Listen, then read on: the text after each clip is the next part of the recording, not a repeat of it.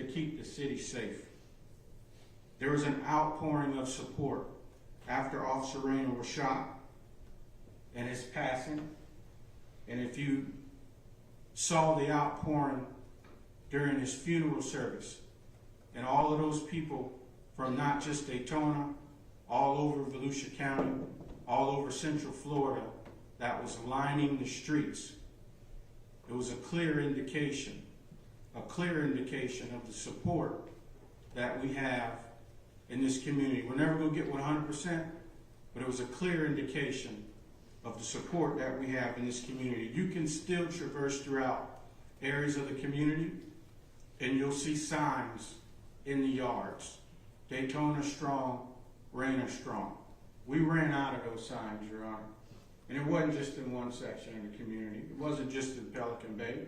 They were in Midtown. They were all over the Daytona Beach community. I'm grateful for that, because it truly showed, regardless of some of the things that you hear, it truly showed that we have a community that supports and respects the very difficult job that we have in law enforcement. And I'm going to tell you how this affected me.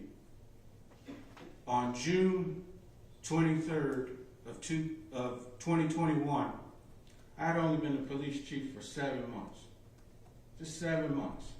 And I prayed that I would never get a phone call like the one that I received that night.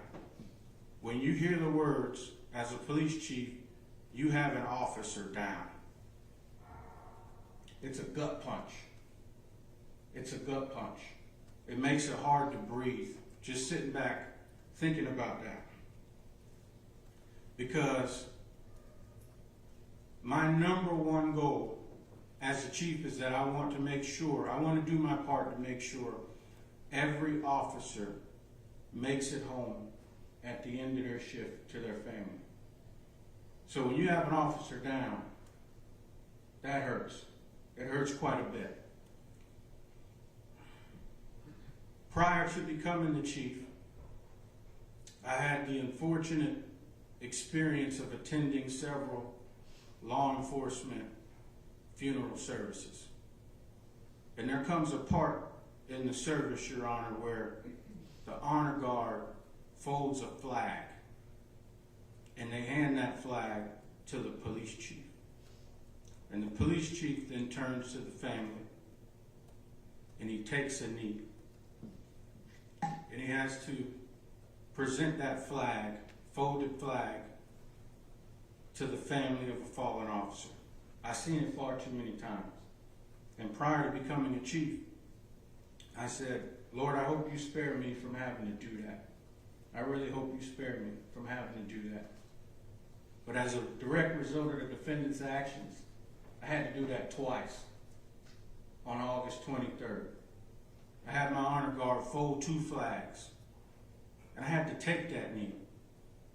And I had to hand 1 flag to Jason's mother, and then I had to hand the 2nd flag to Jason's father. And I'm getting a sickening feeling in the pit of my stomach, just reflecting back on having to do that. So I've been in law enforcement 22 years now, and I've loved this job. I've loved it. But this incident was the first time. This incident was the first time that I questioned, is it worth it? I legitimately questioned, is it worth it?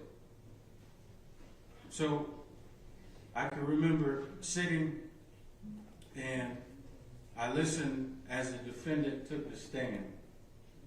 And he talked about a little bit about his background. He talked about born in Gainesville, moved to Daytona, moved to DeLand, moved to Broward County, and then moved back to Daytona. So let me tell you a story. I grew up in Broward County myself. I grew up in Broward County in the 90s, teenager in the 90s. And I've had contact with law enforcement in the 90s in Broward County. And I can tell you, I wish that I was approached in Broward County like Officer Raynor approached the defendant, because I wasn't. I wasn't approached that way. But I can tell you what I did. I complied. I complied. And I made sure I got back to my house safely because I did what I was told to do. So here's my request. The maximum sentence is 30 years. Officer Jason Raynor was 26. He didn't even get 30 years on this earth. At 26, most of us are still trying to figure it out. But because the defendant decided to play the judge, the jury, and the executioner, his life was cut short at 26 years of age. So because of that, the maximum sentence should be non-negotiable. It should be non-negotiable. Thank you. Thank you. On your next witness. Othal Wallace, Your Honor.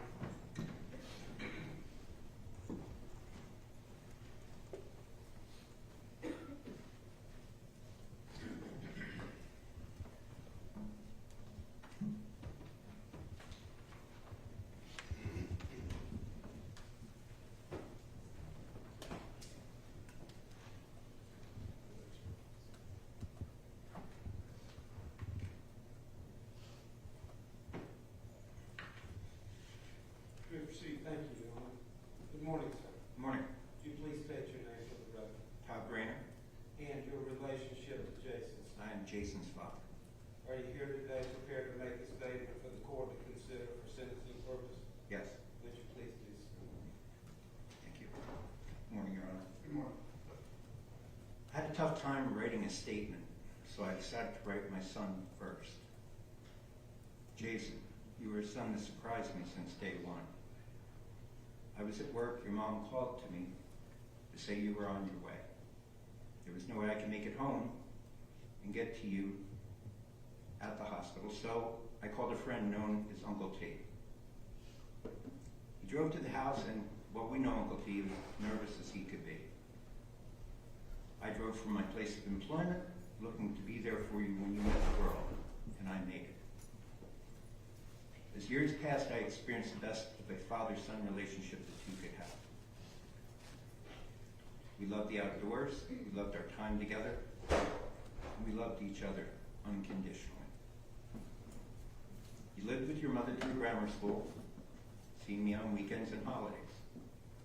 You lived with me through your freshman and junior year of high school, participated in football, and tutored others in math.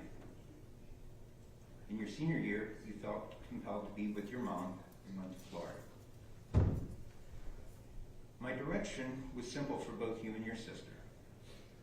The options were to go to work or to go to college when you graduated high school. If you went to college, you apply for a student loan. If you graduate, I will pay off the loan. If you fail, the loan was on you. You went to the academy paying it yourself. You worked 3 part-time jobs to do it, not mentioning a thing to me. Your focus was to be a police officer, and was always to be exactly that.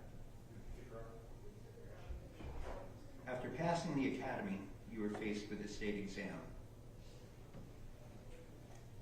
After 3 times taking the exam while keeping the 3 jobs, you missed by 2 points each time.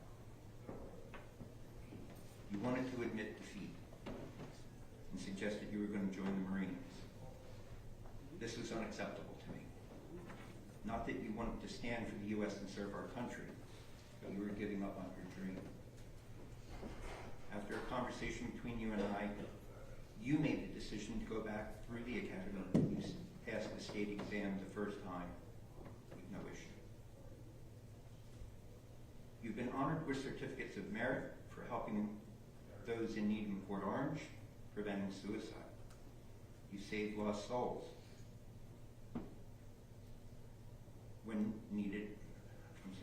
You save lost souls by when needed, and more importantly, providing compassion and emotional support to all who have made contact with you. You have countless people you have touched with your kindness and humor. A son that every dad would be proud to say, that's my son. Judge Zambrano, there's no way, unless one has walked in our shoes, to convey the hurt that has been inflicted on our family and those that knew Jason. For me, it involves counseling, sleepless nights, antidepressants. My live and let live attitude, wishing all humanity all they deserve, is gone. The definition of equality has been changed to hate for all the preaching, as most of them are nothing more than haters. They look for no peace or equality, only a reason to hate. Peace is an easy path. Hate takes conscientious effort. During the trial, I was approached by a woman who I assume was the defendant's mother. Her comment to me was, "I know this means little, but I'm truly sorry." To that I said, "Thank you." And after that encounter, as we passed in the hallway in the morning, we often said good morning to each other. She saw and felt the pain and had the compassion to recognize it, and I felt the need to reciprocate in kind. Small words, but it showed neither of us had hate for each other.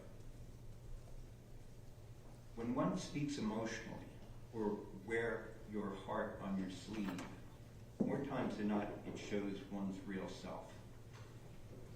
The social activities and comments lived and made by the defendant, which were not allowed at trial, would only add to the defendant and what his true heart is. I'm angered at the statement of passed versus died by the defendant's attorneys. It showed no class. It showed lack of ignorance. It showed ignorance and lack of compassion. I'm insulted that the pigs was used by the defendant, knowing exactly what it meant. But when asked what it meant under oath, the defendant lied and produced some definition of people who don't see me as a human. Humans do not kill humans because they're asked, "Do you live here?" or to sit down. So seeing him as a human would only be a facade. The defendant is not a human. He has proved this on his own. After the shooting, which led to my son dying by the decision of the defendant, he showed his true compassion by standing over my son and said, "Fuck that guy." Never called 911. Never called anyone to call 914. When I was asked about capital punishment by the state, I had to think about this. Families and children outside of my family were to be considered. It took me a while to wrestle with this internally, but I felt it was to be left to a jury of 12. Never did I think a jury of 12 would not understand the difference between a hung trial and a mistrial. It seems like they felt if no decision was made, the defendant would walk free. Apparently the law prevents providing this information when pretrials and instructions are given to a jury. Lawmakers should review and amend.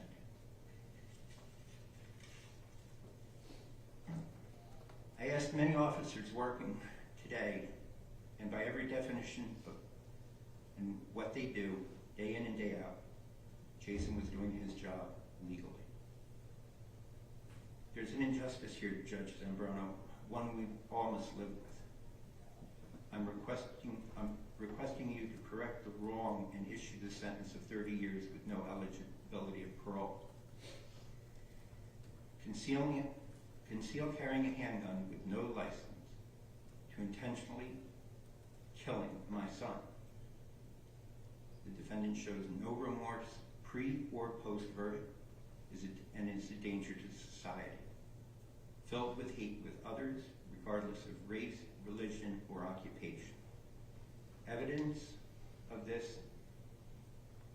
is his regretting his inflammatory posts and recordings, but never apologizing to our family for shooting my son. Additionally, I'd like to go on the record of asking the DOJ to deny any game time while in prison. Let him walk out in 30 years. My son, Jason Raynor, is serving a life sentence, never to see his family again. We will never see him, only in our thoughts and memories. Thank you, Judge. Thank you. Next witness. Thank you, Raynor, Your Honor.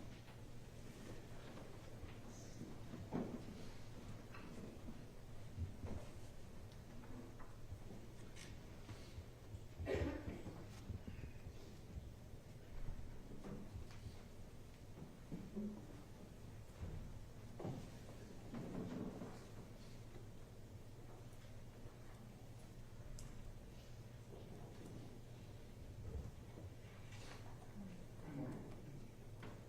May I proceed? Thank you. Good morning. Good morning. Would you please state your name for the record?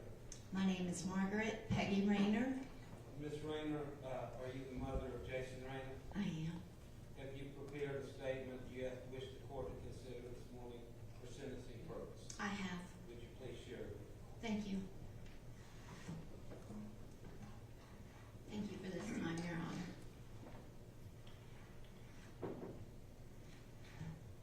One thing Jason's father and I have in common is we both wrote a letter to Jason.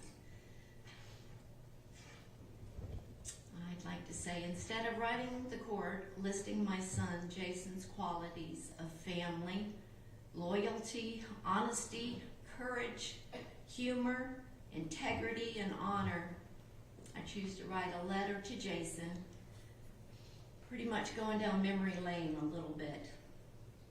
Dear Jason, I still have your favorite toy and sports-themed baby blanket that your grandmother made for you. I had planned to give it to your baby, the baby you will never father, the baby you will never see grow up and become a wonderful adult. This experience was taken from you, and this breaks my heart. Jason, you give such good hugs. I could really use one right now. A picture of you at a young age sitting in the middle of the kitchen floor with a bowl of dry cereal gives me a smile.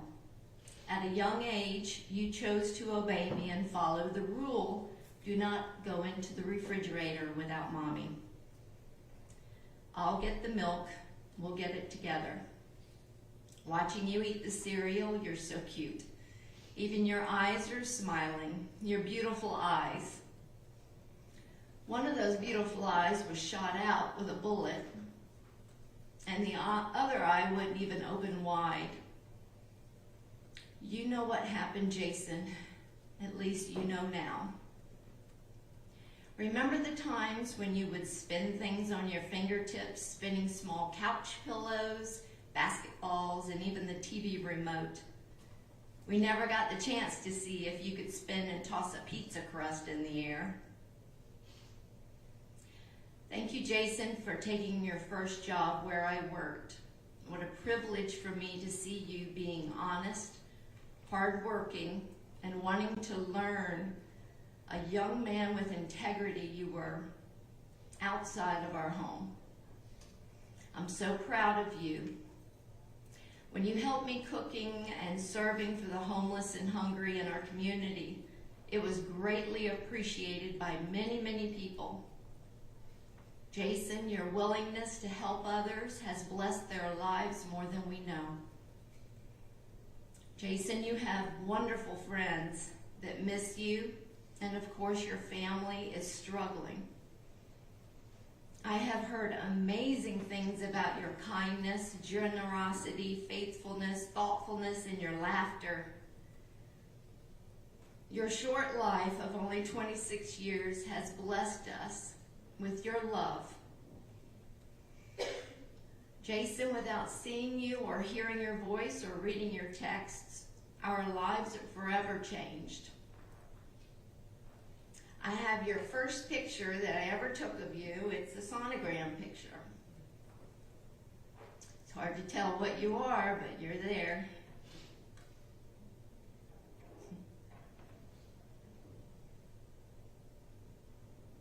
I also have your last pair of shoes that I bought. I don't know if there's a big difference. Even though 26 years, it's not long enough, Judge. It's not long enough. You were a wonderful, precious son, brother, grandson, godson, cousin, uncle, and friend. From school ambassador, where you helped others in time of need, to now you are still helping others even after you're gone. I am grateful to God that I had you in my life, and I am grateful that I will see you again in heaven. Be waiting for me. I will need a hug. Love you, Mom. I have pictures of Jason, sports trophies and awards. I even have a picture of Jason holding his hamster, Spunky. I have greeting cards that I bought for Jason's birthday that he never received. I still have them. Never got the chance to give it to him.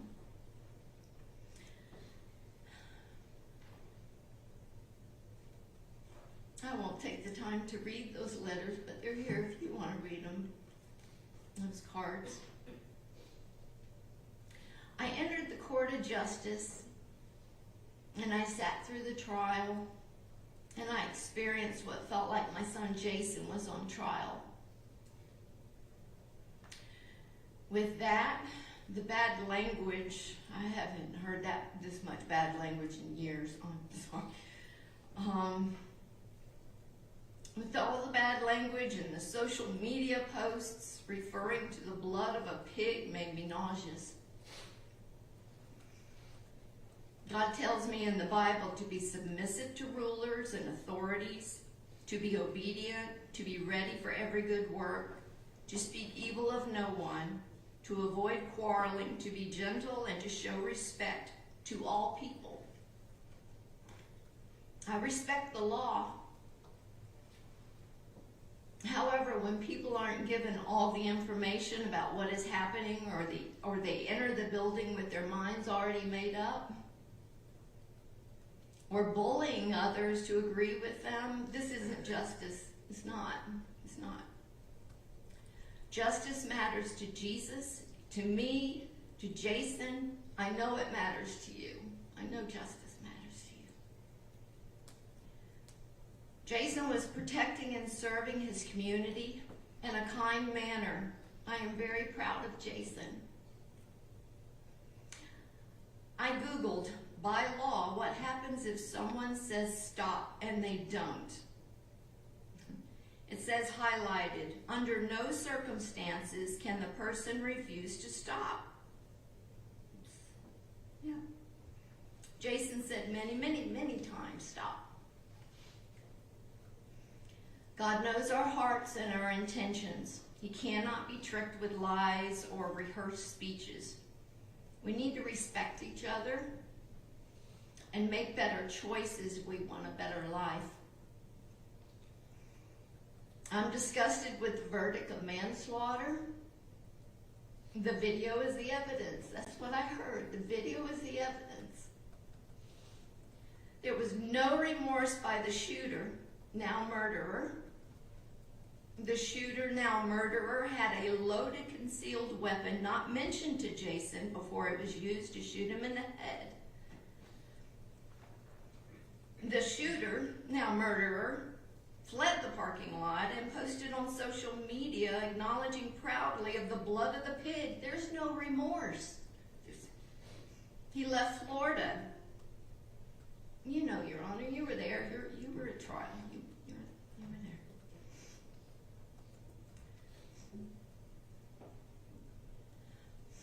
there. God has given the court the responsibility to make the right decision for justice for Jason Raynor.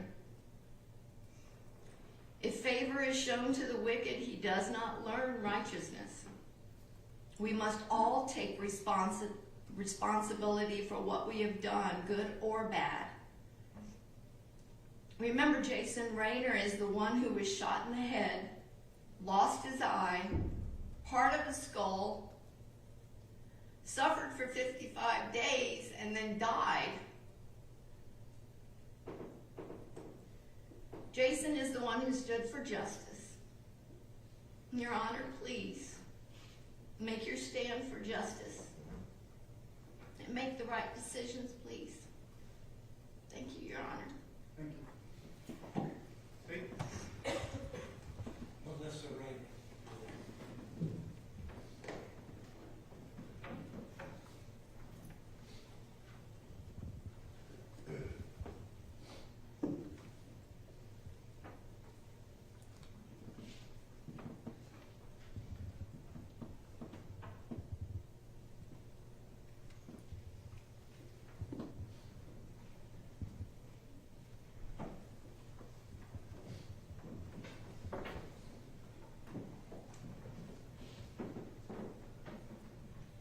May I proceed? Thank you, Your Honor. Good morning. Good morning. Would you please state your name for the record? Melissa Raynor. You are the sister of Jason Raynor. Correct. Have you prepared a statement for the court to consider today? Yes, I have. Would you please share? Thank you. Good morning, Judge. Good morning.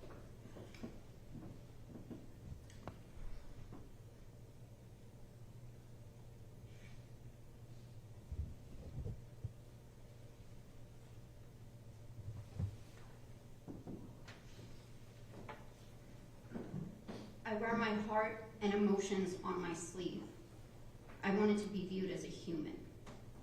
Those were quoted during the testimony provided by the monster who murdered my brother.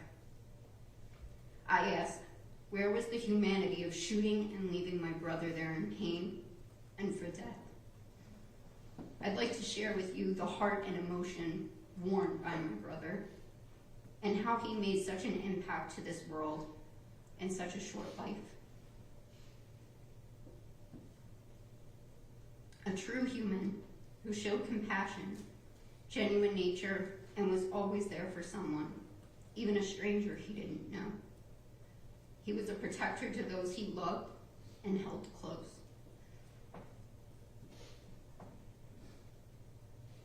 October 26th, 1994. My best friend was born.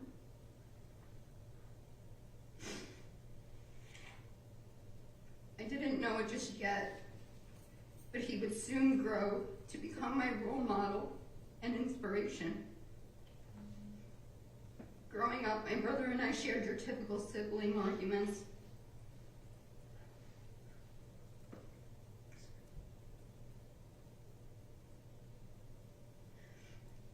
Always picking on each other, making each other laugh.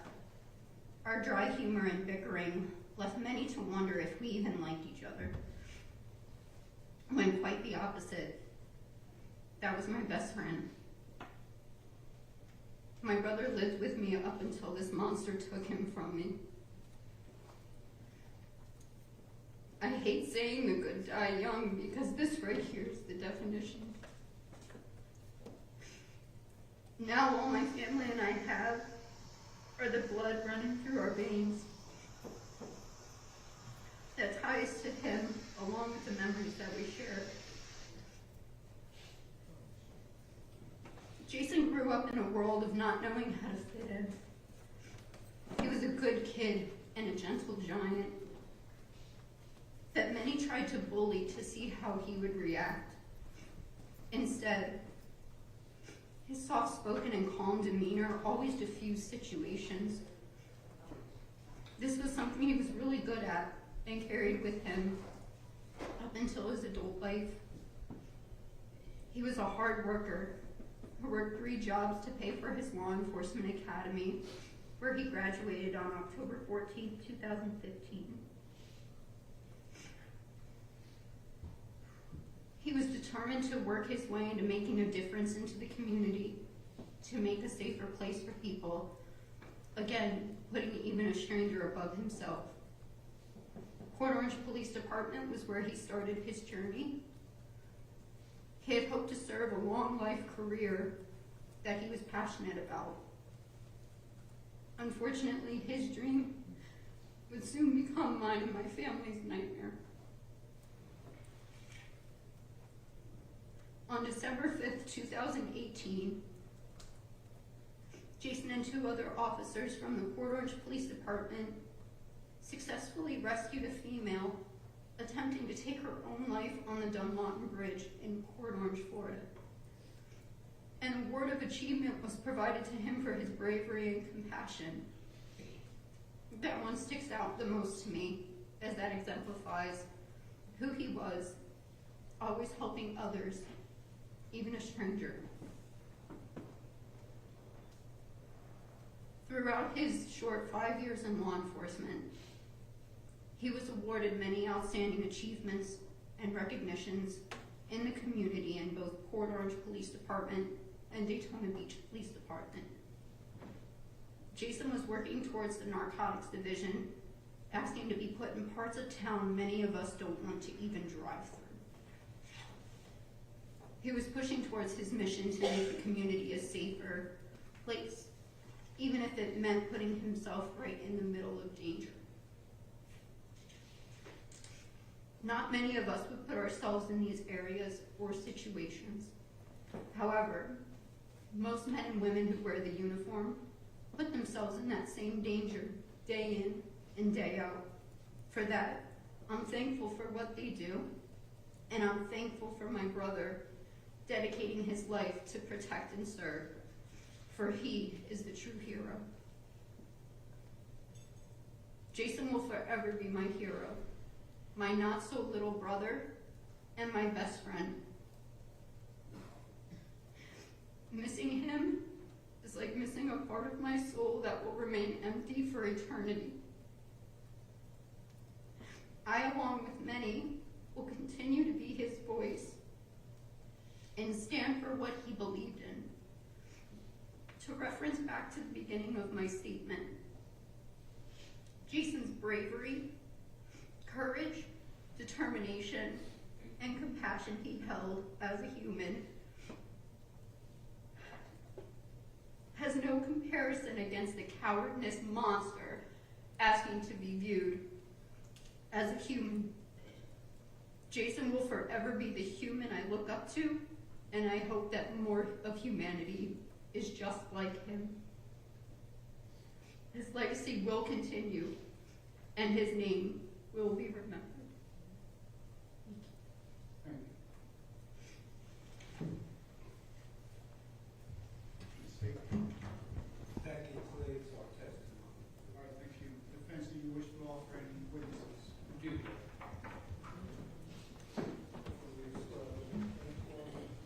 Is Steve's iPhone, is that what you're? Yes, I believe so.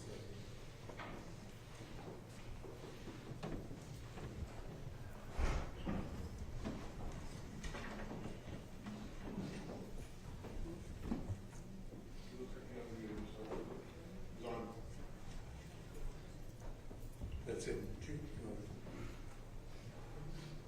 Shall I proceed, Your Honor? You may proceed if you can hear us. I think it's connected to audio. Mr. Kennedy, can you hear me? Yes, sir. All right. Would you, for the record, give your full name? Stephen Martin.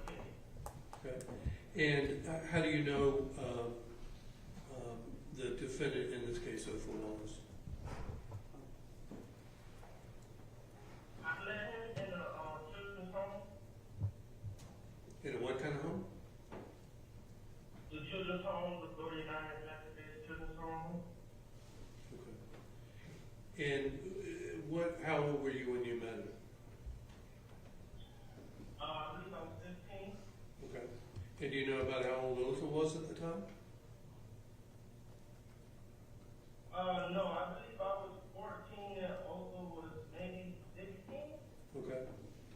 And where was this at? What city was this at? It's in a little town called Enterprise, Florida.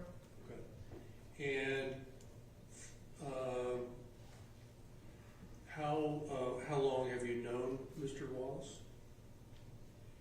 Ever since that time, I'm 29 now, so that would be 12, 13 years. Okay. And did the two of you live together in foster care? Yes, he was actually my roommate. Okay. And this was also in Enterprise? Yes, at the children's home. Okay.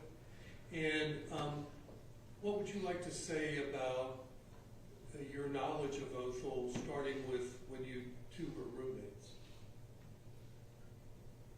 Ever since the first day I met Othal, I saw him at the gym for the first time. He was just coming back from wherever he was, and we just played basketball together for the first time.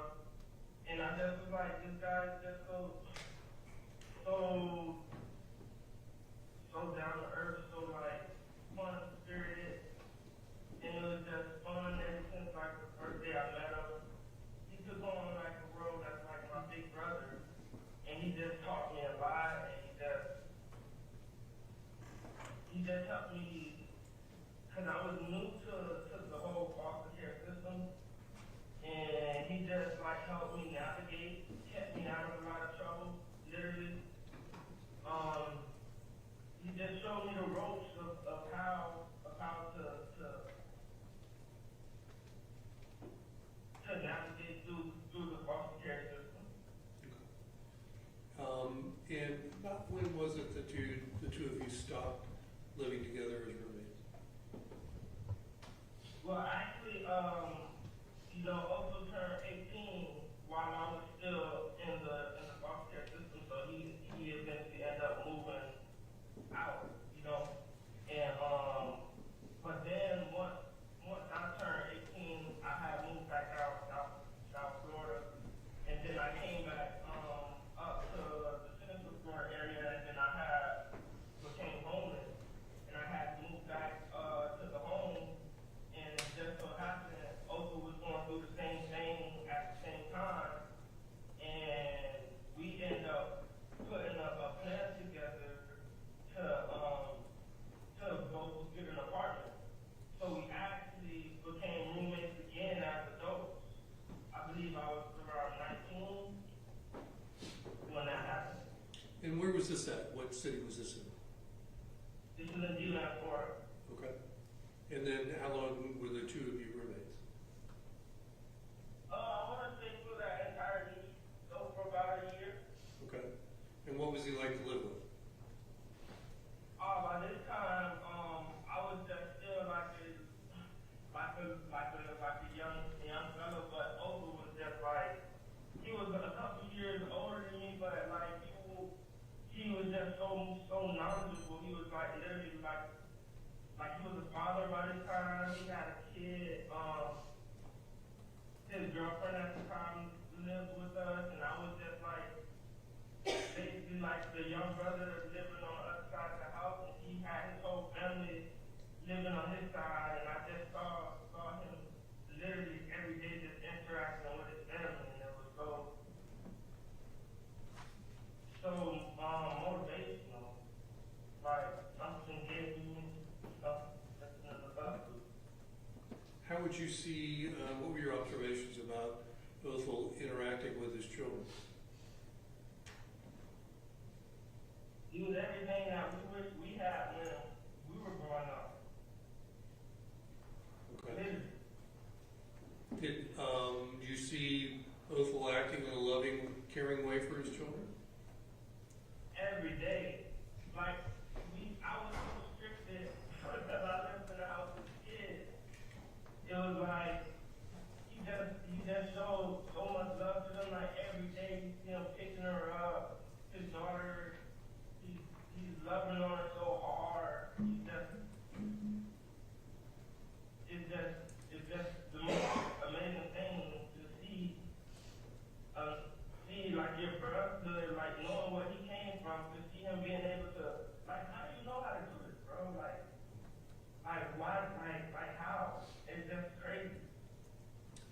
during that period of time, was Othel working?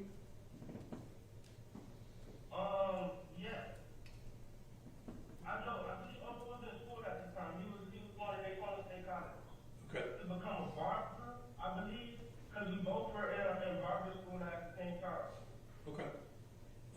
And then you said you lived together for about a year, and then after that, did you go separate ways physically? You go live somewhere else? Yeah. I believe him and his girlfriend at the time kept that apartment, and his daughter ended up moving into my old room, and I ended up becoming a roommate to someone else in another spot. Did you and Othel stay in touch with one another? Yes. And would you see him very often? Yes. That, and then, yes, that was around the time when his whole accident on the motorcycle happened and everything. He got injured in a motorcycle accident? And was that pretty severe? Yeah, I believe, yes. It was like a whole thing about it. He was the first ICU patient, I believe, in like that similar hospital, I think, if I'm not mistaken. Okay. Now, over the years, going forward from that period of time, did you continue to stay in touch with Othel? Yes. In what way? I mean, how would you end up seeing him or communicating with him? I mean, sometimes we'll talk on the phone all the time, and sometimes we'll link up and hang out. Okay. And afterwards, did you, after you stopped being roommates, did you have occasions to see Othel interact with his children? Yes. Okay. Now, do you now have your own children? I don't have children yet. I have stepchildren, but I'm not a father myself, no. Okay. So in the times that you saw in the years to follow Othel interact with his children, were you seeing the same type of interactions with his children as he was when you guys were living together? Yes, it's amazing. Like, yes. Like the things that he do and say and teaches his children, and the amount of discipline that he has for himself to be there for his children. Now, Mr. Kennedy, we are here for sentencing. The judge will make a decision of what sentence to impose in this case. What would you like to say to the judge with regard to sentencing? What recommendation would you have for him? My recommendation is to get Othel back to becoming the loving father that he is as soon as possible, so that he can hug his children as soon as possible. Is there anything else you'd like to tell the judge?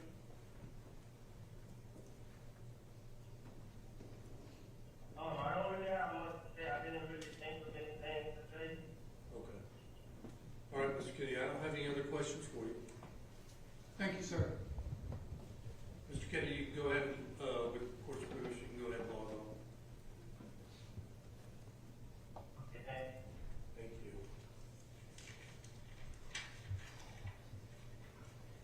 All right. Thank you, Commissioner. Yes. Let me call Priscilla Williams.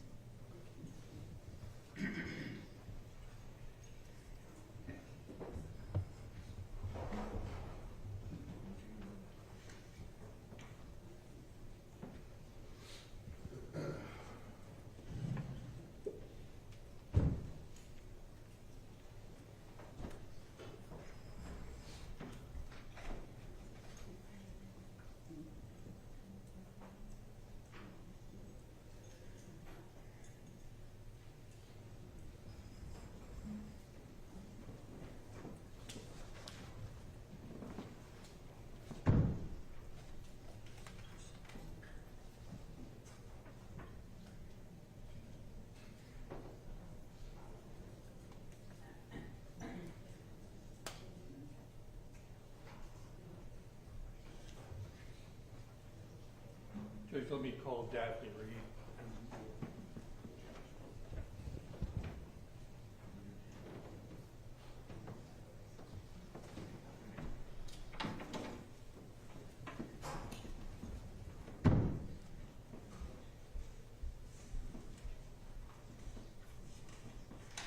Good morning.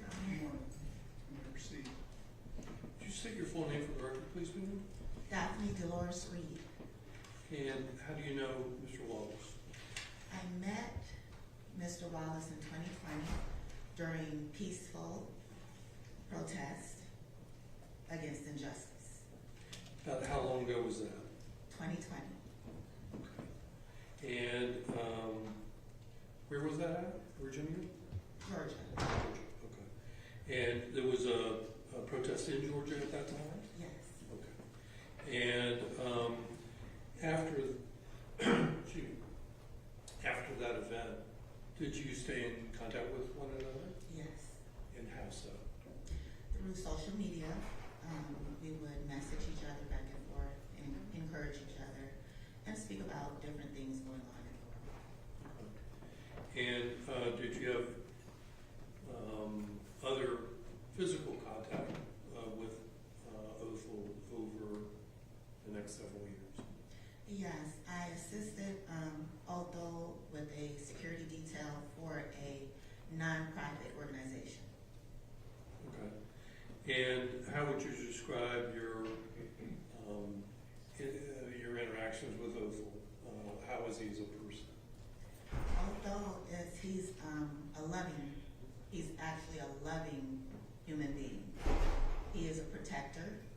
He's a survivor. He's been through a lot in the 31 years that he's been on this earth from birth. He has been a fighter. When you say he's been a He has survivor, fought I'm sorry. to survive. In what ways he has been a survivor? He has, he was involved in a motorcycle accident in which there were traumatic injuries to him.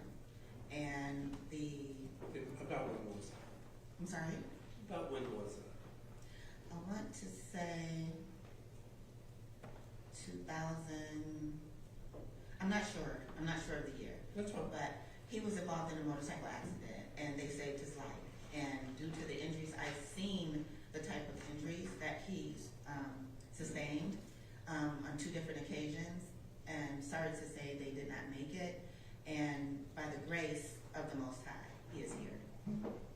Do you and Othal share common religious beliefs together? Yes, he is my brother in faith. Yes. And describe that more. What religious affiliations do you share with Othal? We are Israelites. And what, in terms of,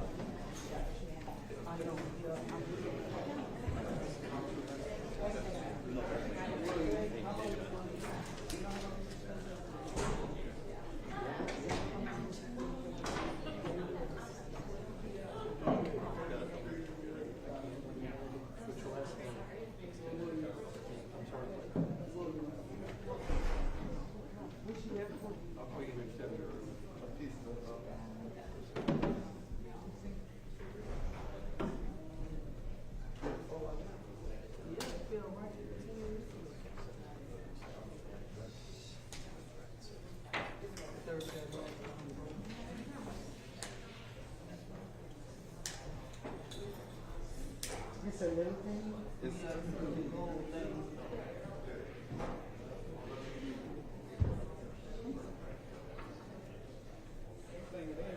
sure it dropped right there? Yeah, I'm sure it dropped right there. Is that it right there? No, that's paper. It's just a small thing like this. I can't see it. They could have been that far. We need to get going to work.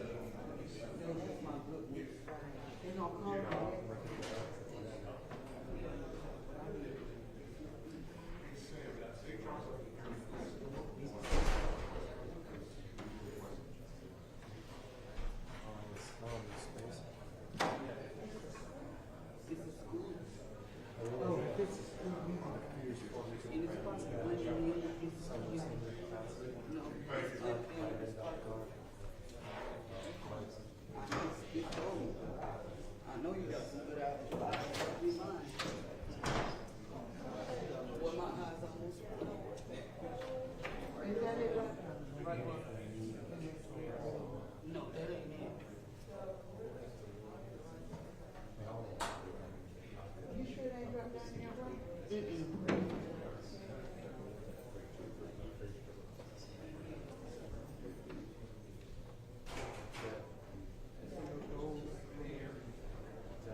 Sitting right here, you can be all right right now.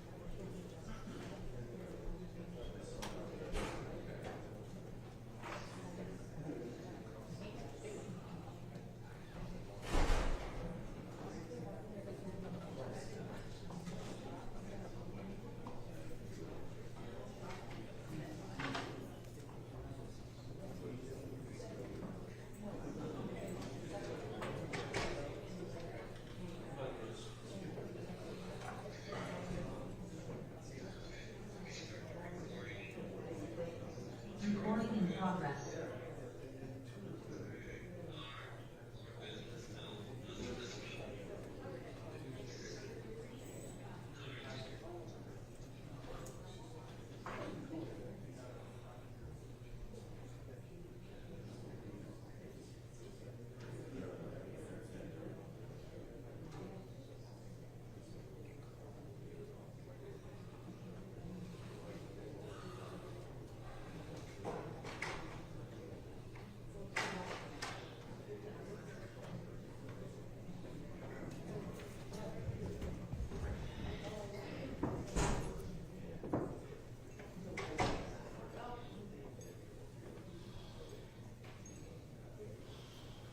Ladies and gentlemen, all rise, please.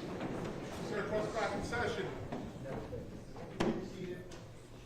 Those with cell phones, if they go off, you will be asked to leave, so make sure they're off the vibrate, preferably off.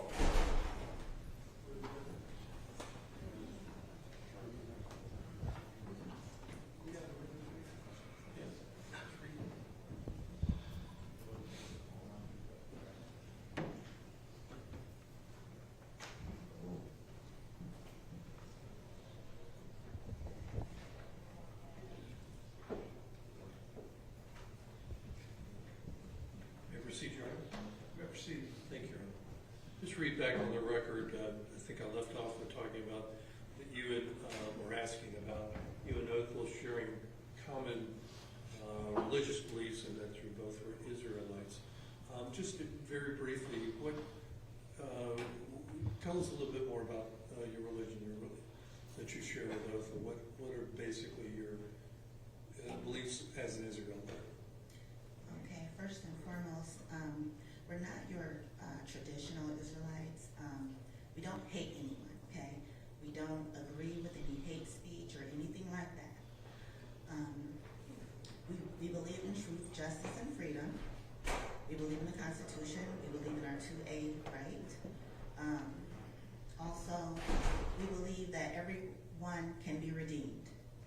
is redemption for everyone. And that is what we try to adhere to. And we practice the laws of the Tanakh, which is also known as the Torah. And we try to treat everyone the way we want to be treated. And finally, we're here obviously for sentencing on Othal's behalf. And so what would you like to tell the judge about Othal and what you would be asking for their appropriate sentence to be? First of all, I do want to extend to the family of Raynor. I do understand their loss, and this is a difficult situation for both Othal's family to be in as well. This is a tragedy all the way around, and like I said, as far as Othal's sentencing, we do believe in redemption. We do believe in the laws of the constitutional parameters, and I know in my heart he did not intend to take anyone's life. Is there anything else you'd like to tell the judge? That I would ask that you gracefully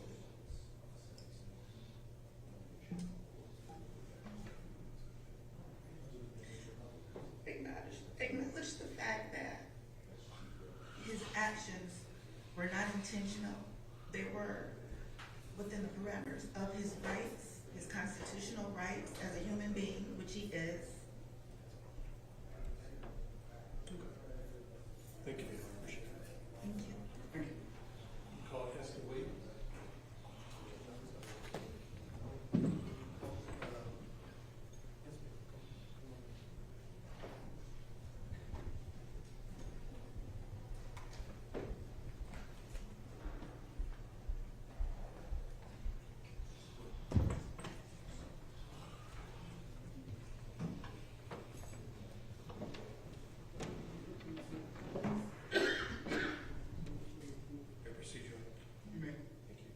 And if you would give your full name, please. My name is Othal Williams. Okay.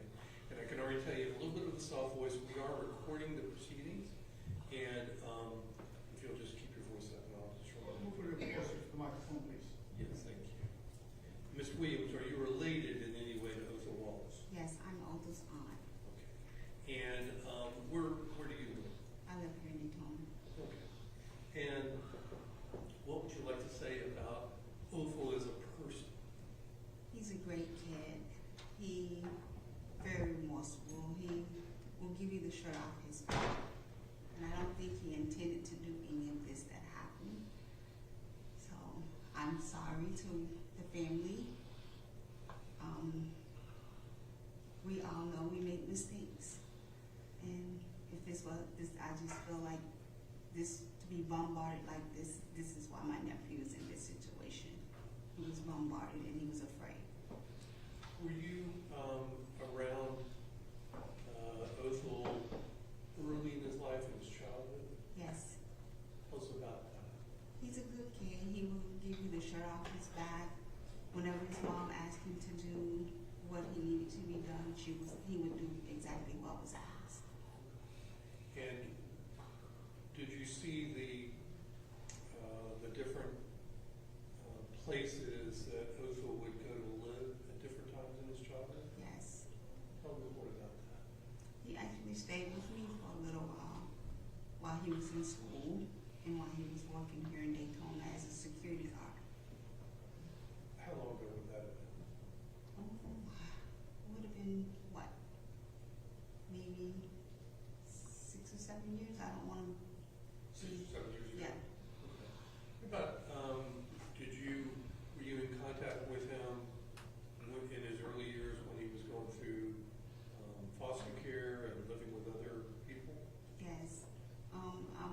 I would be, to be honest, he's lived with me and my kids, and I'm part of the reason that Othal wound up in foster care. What do you mean by that?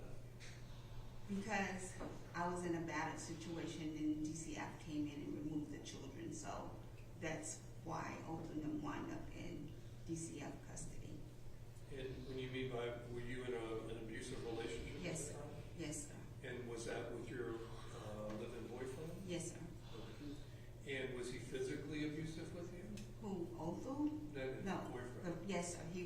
but Othal never intervened in any of that. They would just leave, go outside, but DCF wound up taking them because I was being abused. Were there other children, other siblings living with you at the time? Yes, there was. My kids and his brothers, a couple of his brothers and sisters. Okay. And were they ever witness to any of the physical abuse? Yes, they were. And when I described it, was it hitting, beating, punching Yes, on more than one occasion? yes. And how did you see Othal react to the times of? He never showed any anger. He never showed any anger. He never bothered his uncle or anything. He never was against. So when DCF came, they took all of the children out? Yes, sir. They did. They removed them. Mine too as well. And they went into foster care? Yes, sir. Okay. And did you have any, did you stay in touch with Othal after that? Yes. When he was going through the foster care programs? Yes. He would come by and check on me and make sure that I was okay when we stayed here in Daytona. And DeLand, when we stayed in DeLand, he would come by and check on me. Okay. I should ask you too, when the several times that there was physical abuse on you by your boyfriend, was your boyfriend physically or otherwise abusive to the children? No, he just verbally, I would say verbally to the kids. He would say negative things towards the kids. Like He didn't want them there, pretty much. He didn't want them there at all. Okay. Anything else you want to tell the judge? No, just being remorseful. I mean, he has a heart. He's a human. He just made a mistake. He's a human. So just be remorseful towards him. He has a family of his own as well. I know the officers did their job. They probably made mistakes as well. They just didn't take anyone's life. But be remorseful and forgive him. I mean, if you guys are officers, you should be forgiven. This is the only way we can live in this world. He has no hate towards no one. Never. And that's all I have to say. Thank you so much, ma'am. Thank you. Yes, sir.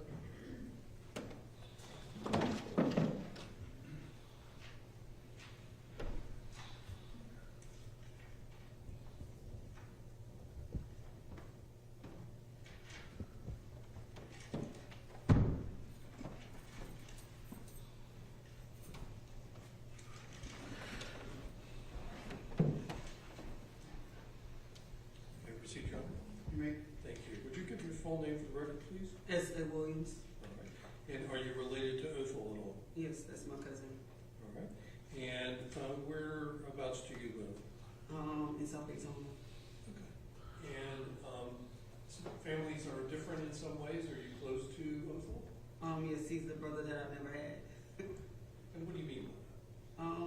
We grew up together. So I'm the older cousin. I'm the oldest of my mom's kids. So I wasn't particularly in foster care, but I had aged out. So when they came and got my cousin and my sisters, I had just turned 18, 2 months into all of everything that was going on. Okay. So when Othal was being placed in foster care, you were 18 at the time? Mm-hmm. Okay. That's a yes for the record. You said what? That's a yes for the record? Yes. Okay. So, and did you stay in touch with Othal after that? Yes. I initially tried to get custody of my cousins, but I was told that I wasn't old enough and I didn't have any parenting skills. Okay. How old are you now? I'm 38. Okay. Just turned 38. And have you stayed in touch with Othal as he had kids? Yes. And can you describe how he interacts with his children? Very loving father. Very respectable. I know people are saying like he's a monster and all of that, but I don't get that from him. And I'm sorry this happened, but you know, in that moment, you never know what's gonna happen. You know, not saying that every officer is like that. You know, you get different vibes from different officers. So, I mean, I can't say what he was in that moment, what kind of fear he was, you know, because I don't know. I wasn't in his brain that day. So. Okay. In the time frame before Othal was arrested on this, were you still in close contact with him, frequent contact? Yes. And still seeing him interact with his kid? Yes. And is there anything else you'd like to tell the court? I'm apologetic and I'm remorseful. This happened to your family. To both families, it's hard. So I'm not, you know, discrediting the Raynor family at all. But, you know, I apologize. My cousin hasn't said it to you. I apologize that this happened to you and to the fellow officers. So I'm just asking the judge just to, you know, he's had a hard life. You know, I watched my mother get beat. So, I mean, we all had a hard life. It's just the path that we choose, you know. So, I mean, not saying that it wasn't hard. It was hard. And, you know, it's just like you can't reverse it because what's done is done. But I just ask that you look at the situation on both sides, you know, kind of saying if the roles were reversed, you know what I'm saying? So it's like it's different. Okay. I don't have anything else. Thank you. Thank you. Call Jennifer, will you?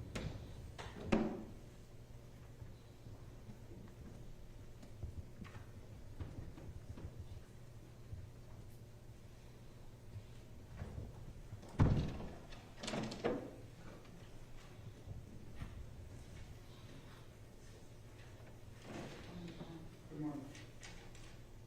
You may proceed. Thank you. Would you state your name for the record, please? Jennifer Williams. All right. And are you Othal's mother? Yes, I am. All right. Let me get a little background, if I may, from you. How many children do you have? 6 boys and 4 girls. So 10 altogether? Yes, sir. And that includes Othal? Yes, ma'am. Sir. Sorry. All right. And where is Othal in the, I guess, the age pecking order? He's the, middle, the end? He's the third from the oldest.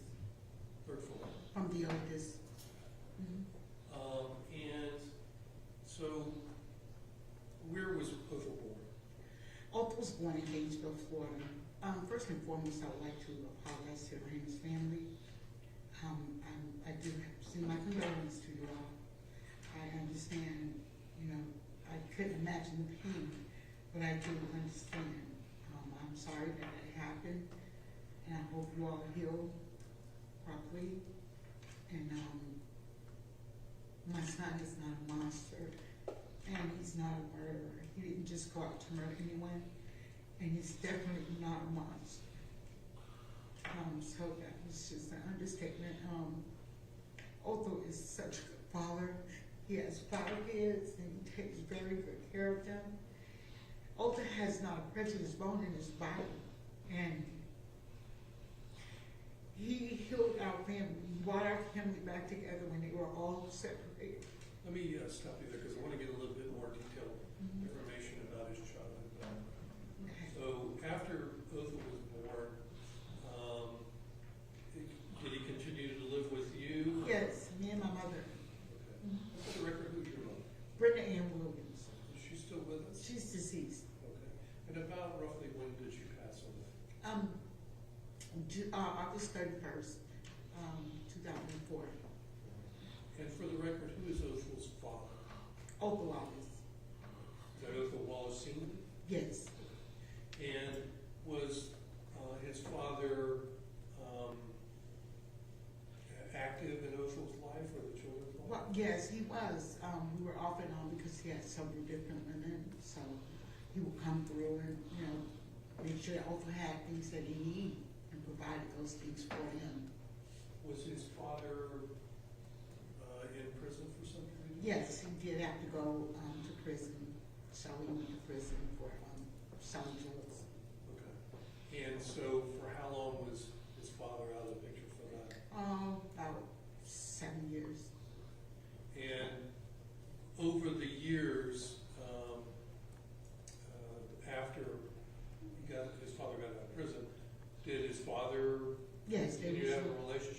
they resumed their relationship. Othal had gotten in a motorcycle accident and almost lost his life. He was in intensive care for a month, and he was in recovery for a month, to rehabilitation for a month.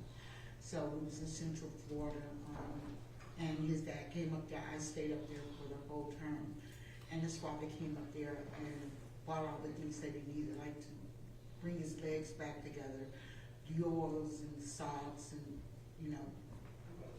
And did there come a time when DCF became involved?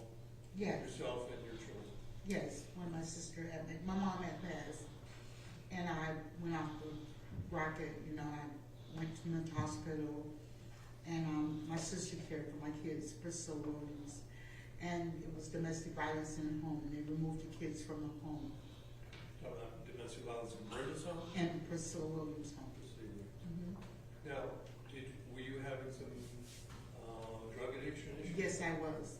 And My results turned into drugs after my mom died, and I was in a dark world.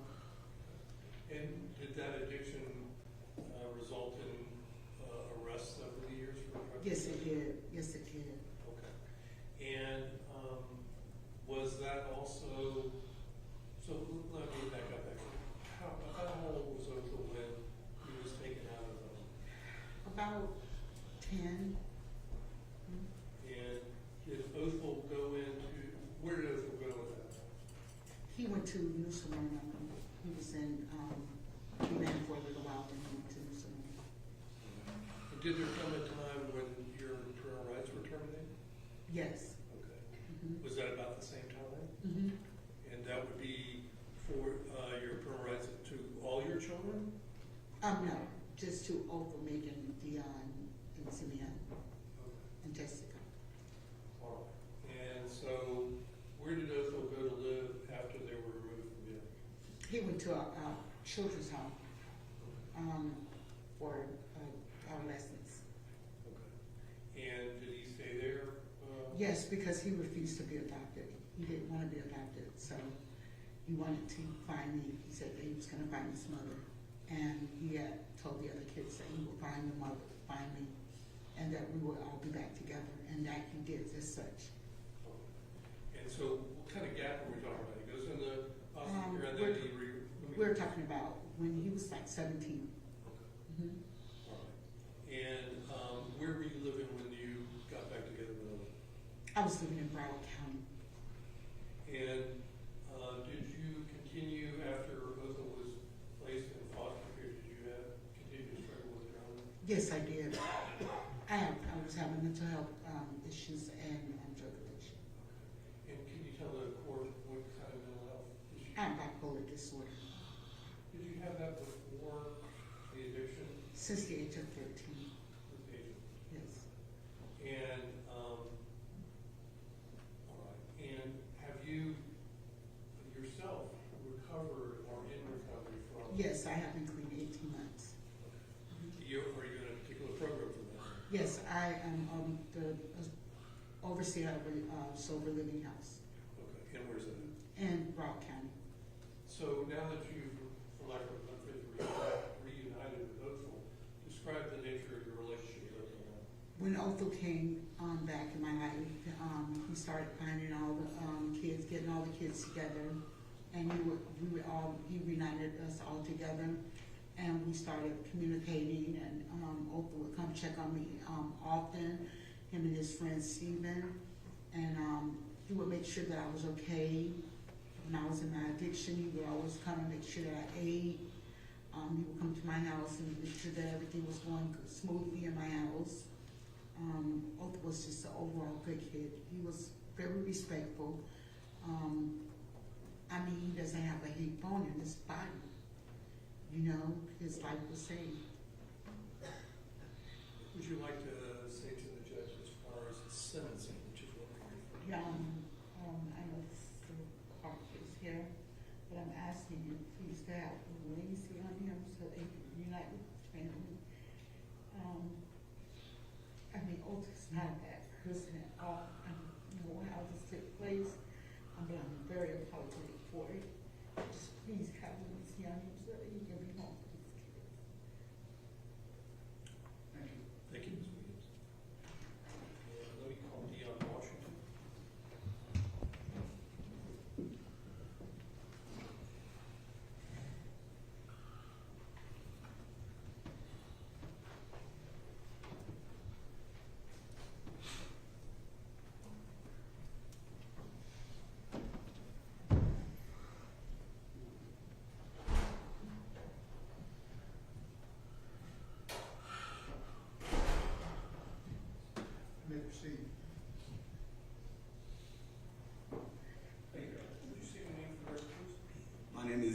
Washington.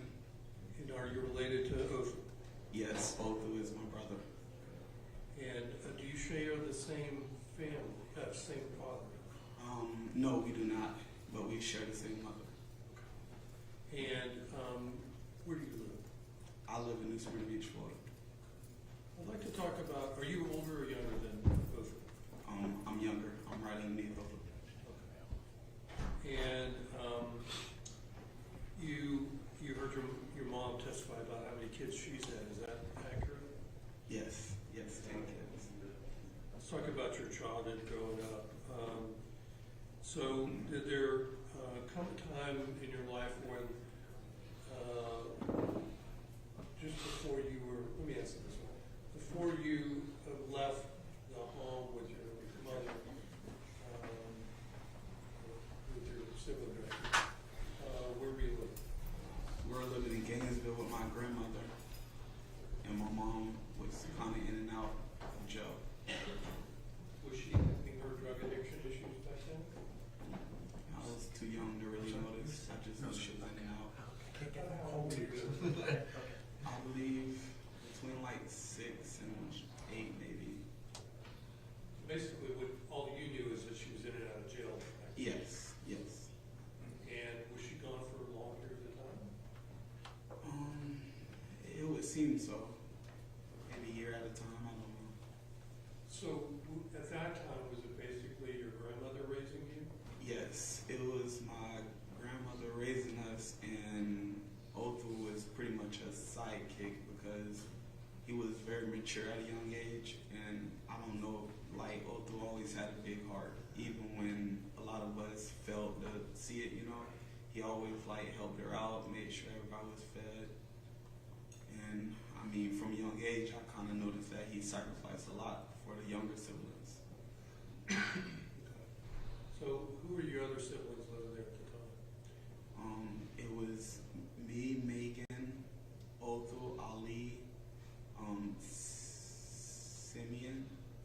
I believe that's it. And so your grandmother's raising you. Is your grandfather also there? Or? Yes, my grandfather was also there. Okay. And were there issues with with poverty at that time? Yes, we weren't the most wealthy family. Actually, we were pretty much poor, honestly. We, like I said, that's why I say Othal sacrificed a lot, because I remember times when we had to share a bowl of milk to eat cereal, and everybody wanted to be first. You don't want to eat behind somebody, so I remember Othal always like allowing us to eat and then coming behind, and whatever left over, that's what he ate sometimes. And at a young age, I noticed that, and it kind of stuck with me. Was that poverty situation and food issues, did they continue for some period of time?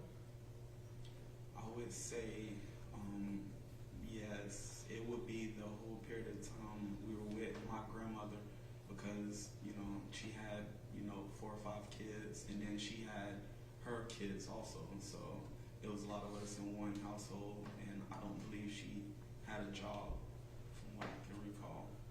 So, Do you remember if your mom was working or if she was out of jail? I do not recall any working. And then what happened to you when you were removed from that? Where did you go? From Gainesville, we moved up to Daytona with Priscilla, our auntie, and that's where we went through getting into foster care through like domestic violence against Priscilla, and in some cases when he used to get into it with her and put her outside and go to yelling and getting into it with us. Who was I believe his name was Glenn. Okay. Yes. And I just recall many times, like, as soon as like she would leave the house, it would be like physical violence towards us, and I remember Othal and another one of my brothers, Ali, standing up for us a lot, because, we all were young, but they definitely defended us in a time where it was, scary. So was the boyfriend would be like physically abusive, hitting you guys and stuff? Yeah, we I remember him beating up on her, and I remember us protecting her, like going after him. So we could have been the one, initiating it, but it was in defense. So when you went into foster care, what happened to Othal? Actually, me and Othal, we all went into foster care together, but me and Othal went to a group home at Daytona Beach. I think it was on Big Tree, called, I forget the name, but we went into a group home, and I recall that time because it was the first time everyone was getting split up, and it was kind of scary. And they had split up our sister from us. It was three of us. It was me, Othal, and Megan, who happened to be stuck together in the same city. And they split Megan up from us. And I remember Othal coming to me plenty nights, telling me, "Hey, look, we're gonna be back with all our family, but right now we're gonna work on getting with Megan. We're gonna work on getting somewhere close to Megan." And I think maybe a week later, they came and said they were gonna split us up. And I remember Othal, like, in a way, kind of losing it because, like, we were losing everything. Like, there's 10 of us, and at that moment, we're all getting spread apart. And I don't recall what happened or what he did, but I remember them keeping me and Othal together, and then somehow they put all three of us in the same household. Like, and I believe that was in results of Othal, like, stepping up and, trying to help us as a family. Now, eventually you guys were not reunited with your mom? Yes. Actually, when we reunited, every time it was through Othal.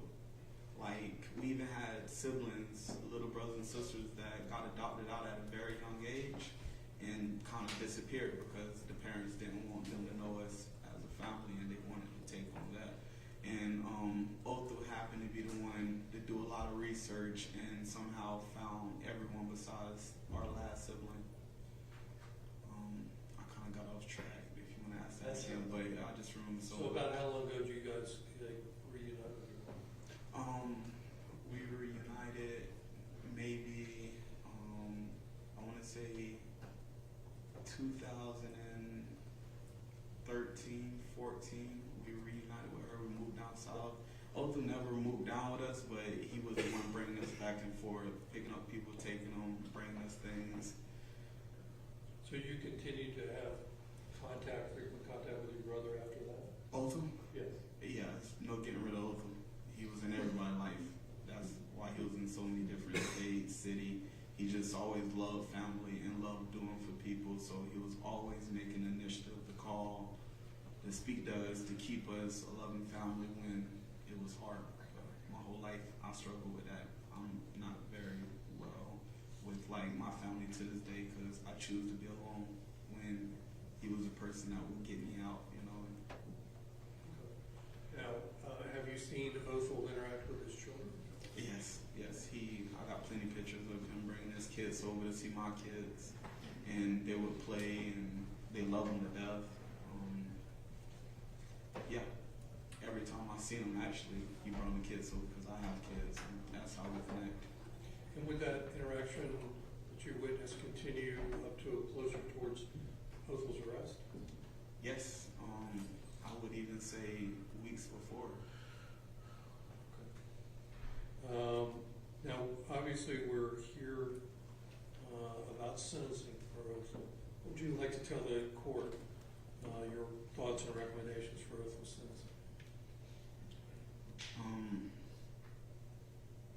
I would like to say sorry to the family. I can imagine what y'all going through. It's tough for me. Like, I love every individual in this world, and I feel a different, sadness for the situation because I'm a very understanding person. I definitely look into both sides before I make a judgment, and it's a tough situation. And very sorry, very sorry.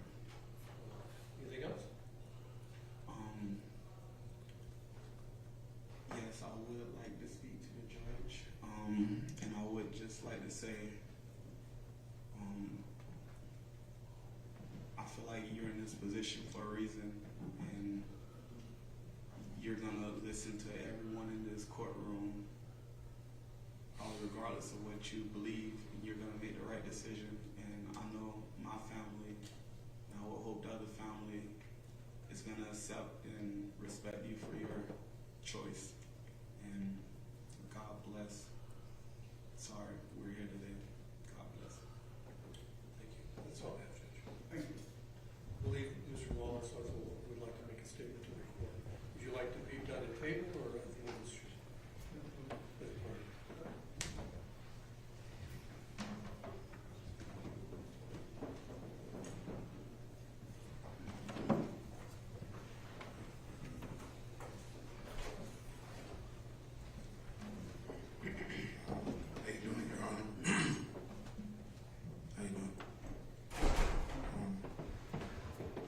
First and foremost, I would like to take this opportunity for the first time I had to address the Raynor family and just to let them know that, you know, I certainly understand that this is a situation that was very unfortunate, and I couldn't feel the pain that they felt for the loss that they have had through this situation. What I can say is that, you know, I too am a parent, so I share the common love and understanding for a child, no matter the age. I know Mr. Raynor was older, but that doesn't dispute the fact that he was somebody's child, brother, friend, family. But I just wanted to let them know, I send them my deepest condolences, and this was not an action that was personally egregious to them as a family or just him as a person. I didn't get to know Mr. Raynor until after the fact. As you've seen in the video in the trial, we had mere seconds to find some understanding, and unfortunately, we never came to any understanding at all before this whole situation transpired. But I just want to say also, you know, it's very humanly for them to feel everything that they feel, because, you know, I would feel the same feelings that they have if my child was lost in a situation, or just it was an unfortunate series of events that took place and cost my child a life. So if I could look at them, I would, but unfortunately I don't want to cause any disturbances in the court. But I just want to say that I do understand that their emotion, and I do, although it's not in my favor, character favor, I do respect the way they feel about what's going on. But I also want to reassure them that I'm not a monster. You know, I'm a citizen of this country just as they are, and just as every individual in here is. You know, that day I went to work just like I would any other day, you know, and I was just coming back home, winding down, and I had no understanding. I had no explanation as to why I was in this situation that came to me, you know, in the manner that it did. And you know, if I could, you know, live the situation twice, obviously hindsight is 20/20, and I could do something different. But in the moment, you know, the fear that I felt is what generated the reaction.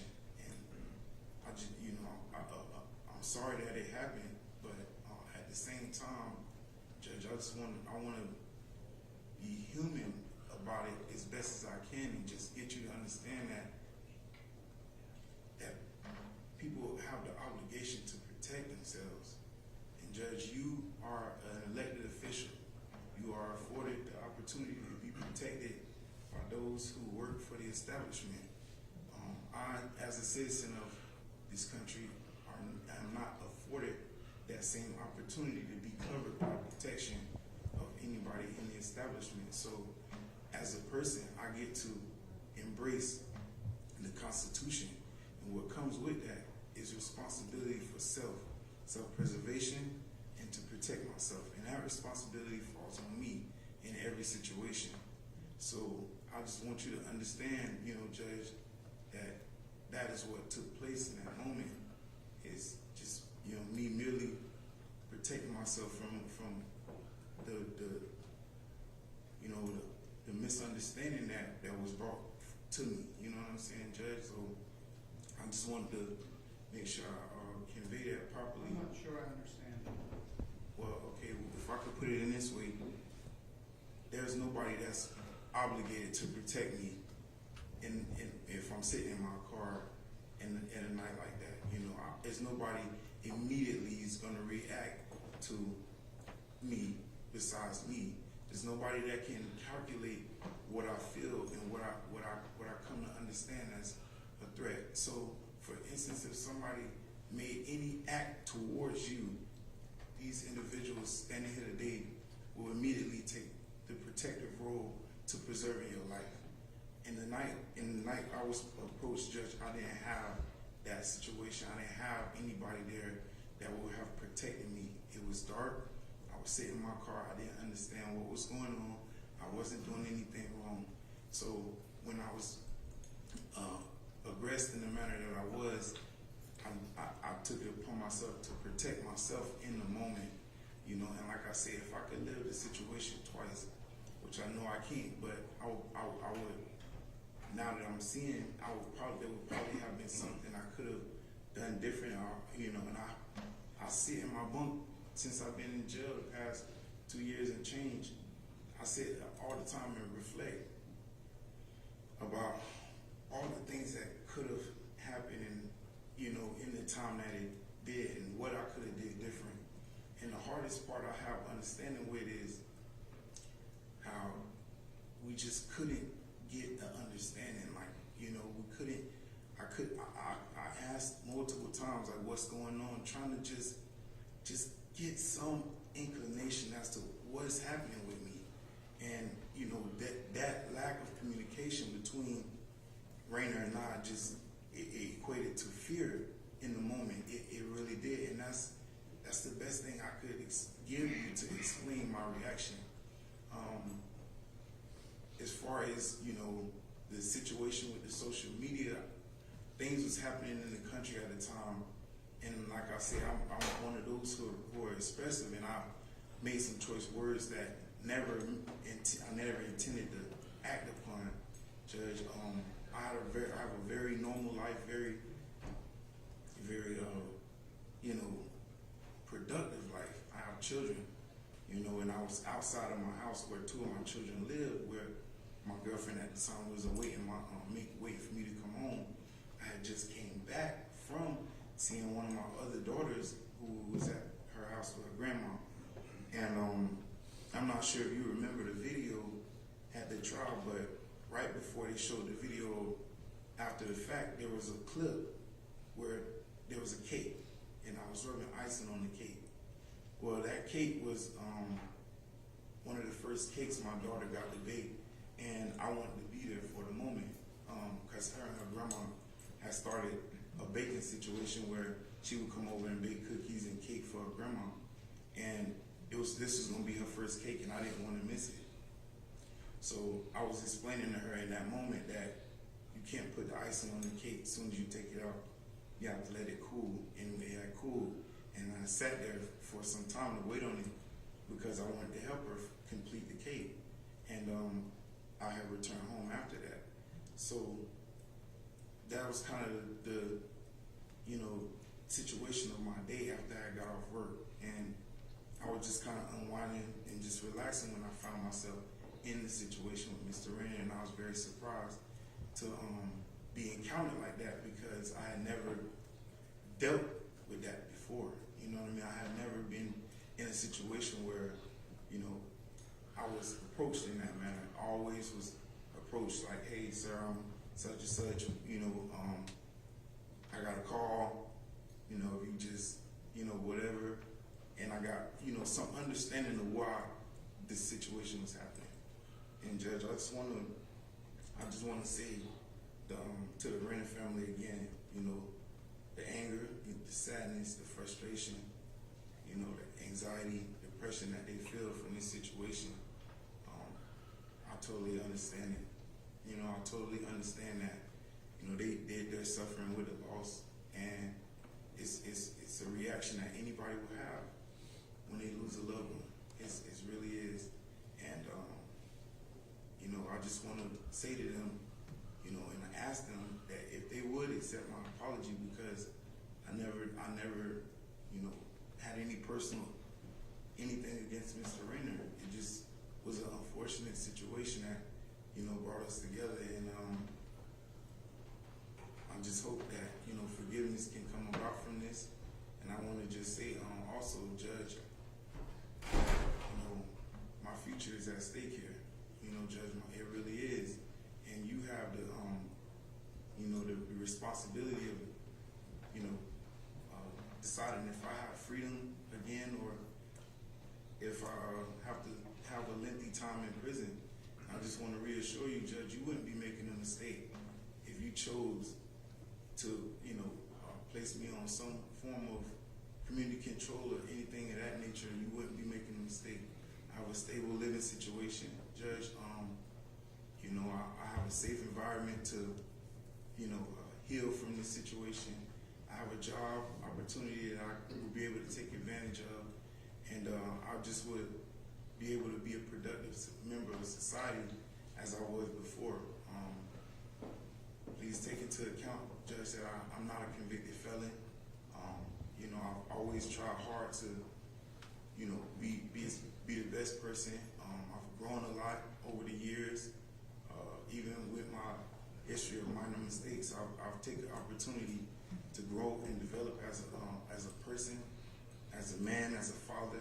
You know, I'm a good brother to people, to my siblings. I'm a good son to my mom, and I even took the initiative of generating a relationship with my father after I met him again.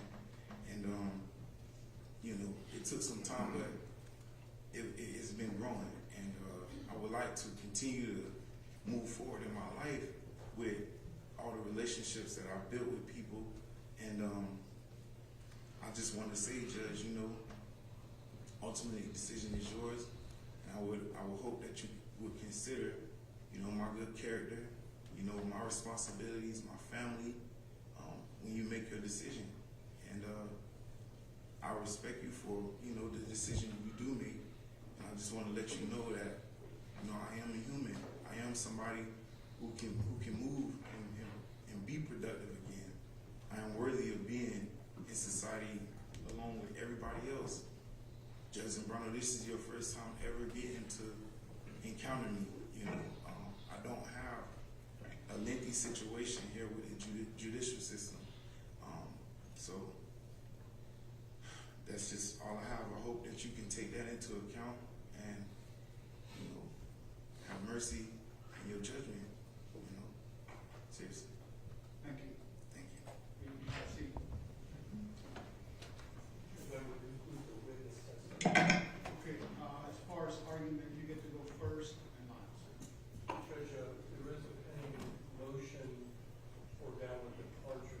This would be the time to argue that.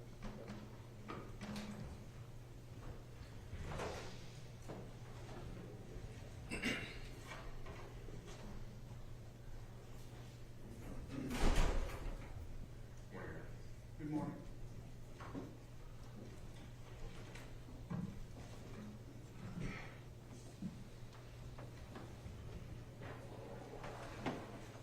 I want to address the court and address everybody in this room and start by commenting on the fact that we don't make this motion lightly. We understand the sensitivity of the law that we are arguing here. And what I would urge the court to consider, and I hope that read through the words on the page of the motion that I filed, but the sincerity and the credibility of all of the statements that we've heard in support of Officer Raynor here today, accepting those as true and accepting all of the wonderful things that Officer Raynor did in his life, and still giving weight and consideration to the merits of our legal motion and the fact that the case are not mutually exclusive. What we would urge the court to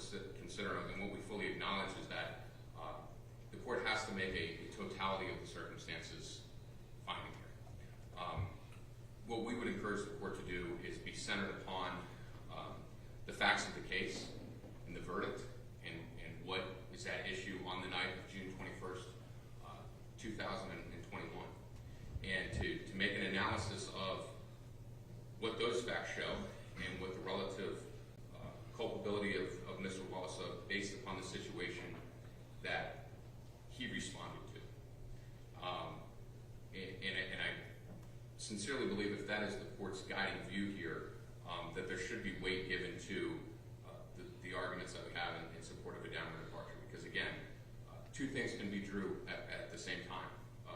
Officer Wallace can be a great person, a great friend, a well-intentioned officer, yet there could be a situation, just as the one that leads us here today, where tragic situations coalesced, and Mr. Wallace was placed in a situation to respond to something that he didn't have to respond to.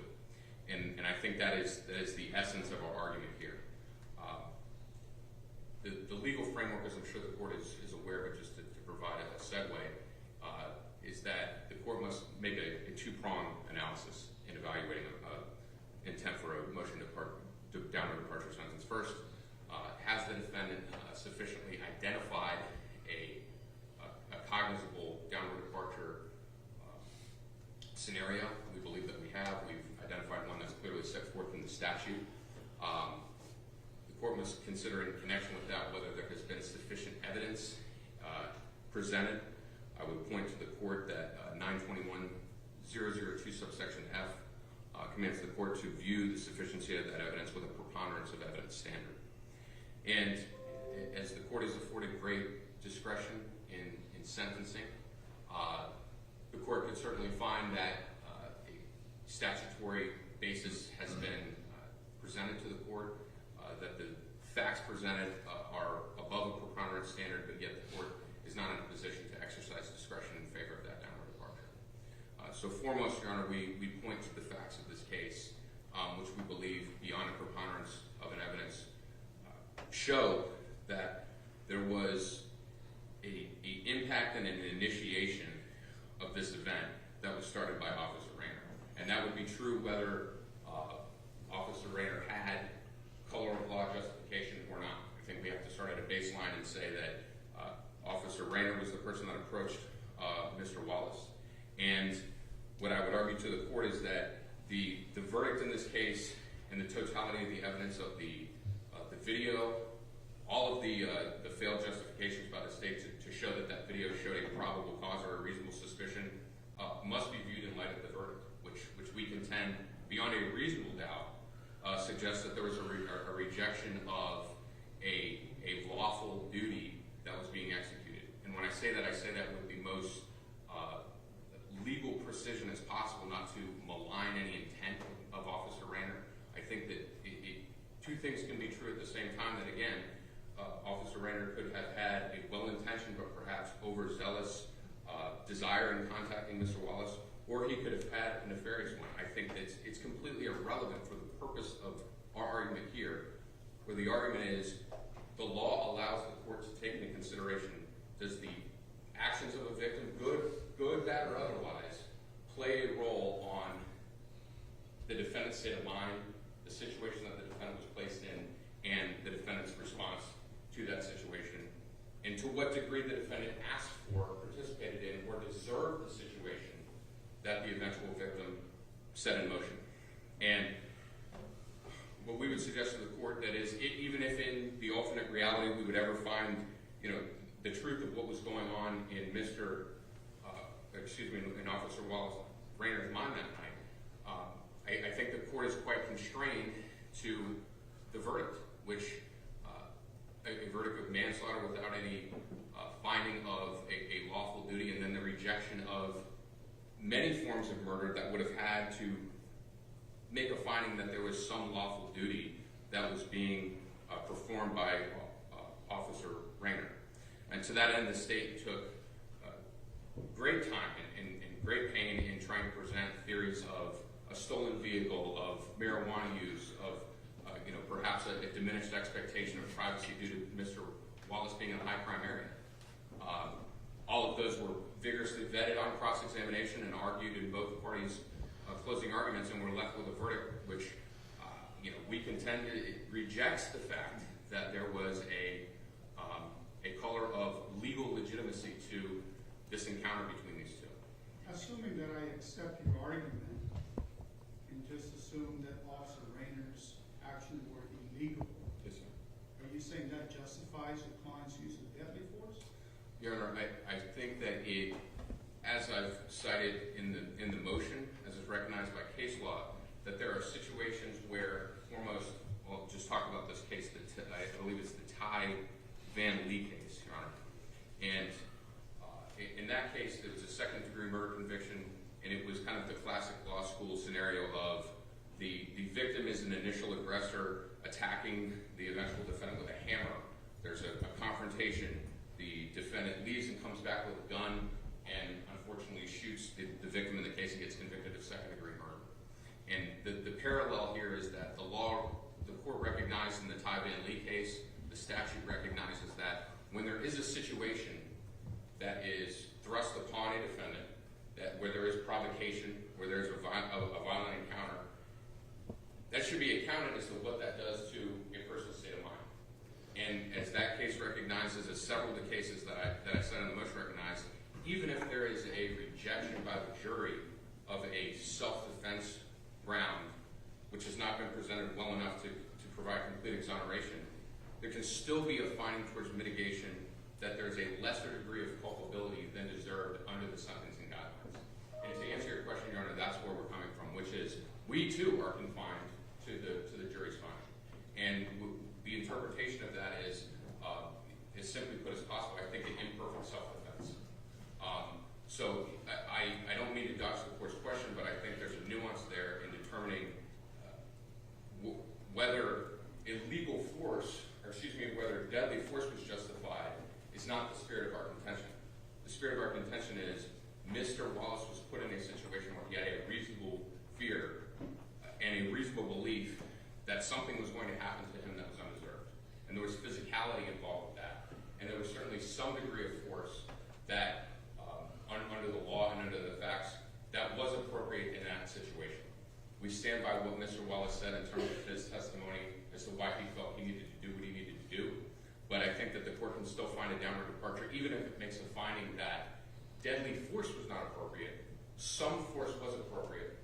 Perhaps the court would make a finding that he used force in excess of what was required. But that is the essence of our legal ability to ask for mitigation in that situation, is that there's a lesser degree of culpability when one responds with force in excess of what's appropriate, if that is a pure response to a aggressive initiation of something that they didn't ask for. And that's the essence of our claim.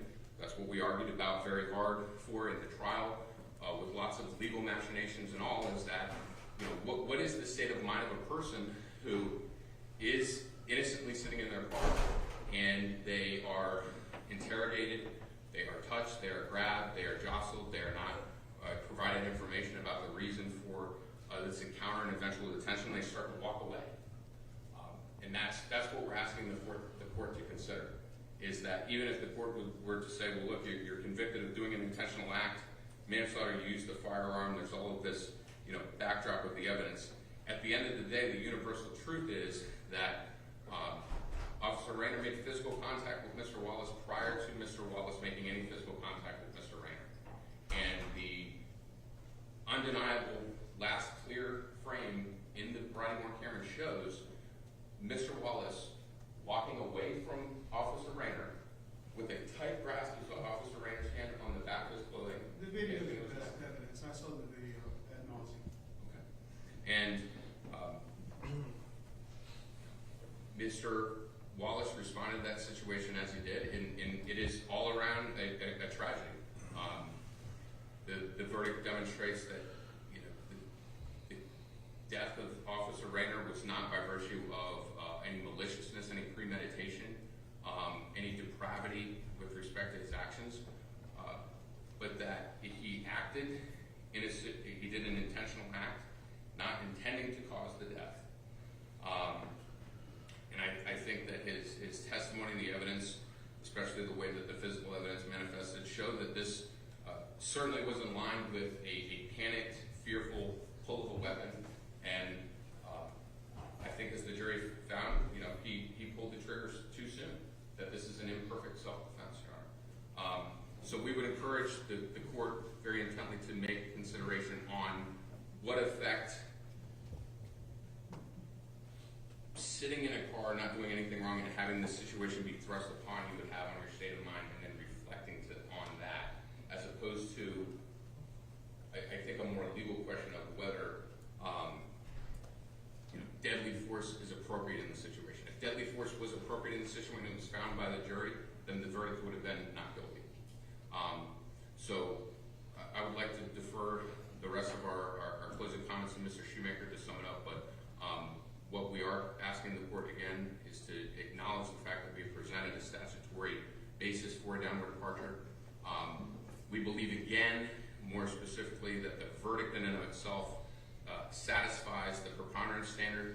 virtue of the jury essentially rejecting the lawful duty prong that was set forth in several of the more serious offenses. Because that verdict was a rejection of the lawful duty prong, there must be the undeniable fact that there was at the very least reasonable doubt as to the reason for the stop. If the reason for the stop was inappropriate, then there was an initiation by Officer Raynor, well-intentioned or not, I think that's irrelevant. We can even agree that it was well-intentioned. The fact of the matter is, Mr. Wallace was not sitting in his car engaged in criminal activity with an expectation that he would be confronted and have to deal with a law enforcement officer due to his own criminality. And because of that situation, Your Honor, we believe that there should be some significant consideration that his level of culpability under this circumstance is diminished by virtue of the tragic coalescence of all the forces that came into this case. Thank you. Mr. Shoemake.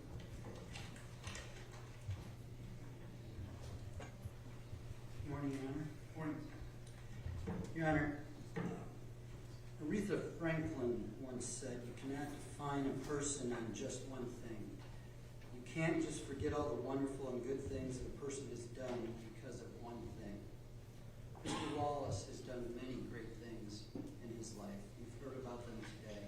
He's a great father. He's a great brother. He's a great son. He's a great uncle. He's a great friend.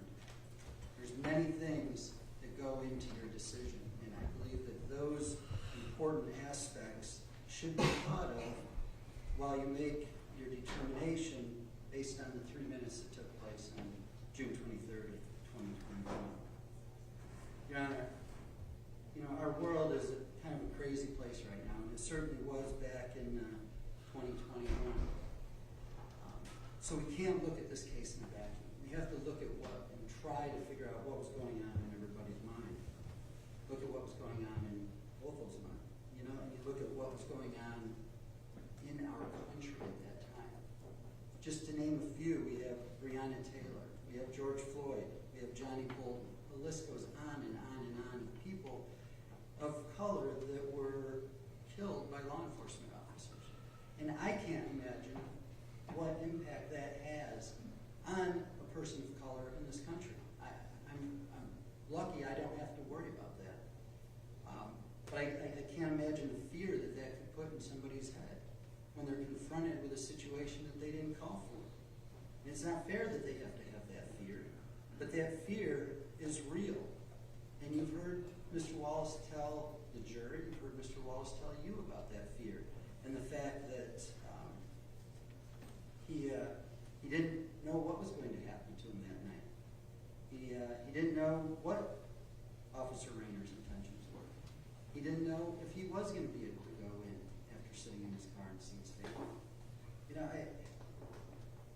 I think it was Roy Bedard, the state's expert, that said that it's suspicious that Othal Wallace was sitting in his car at night.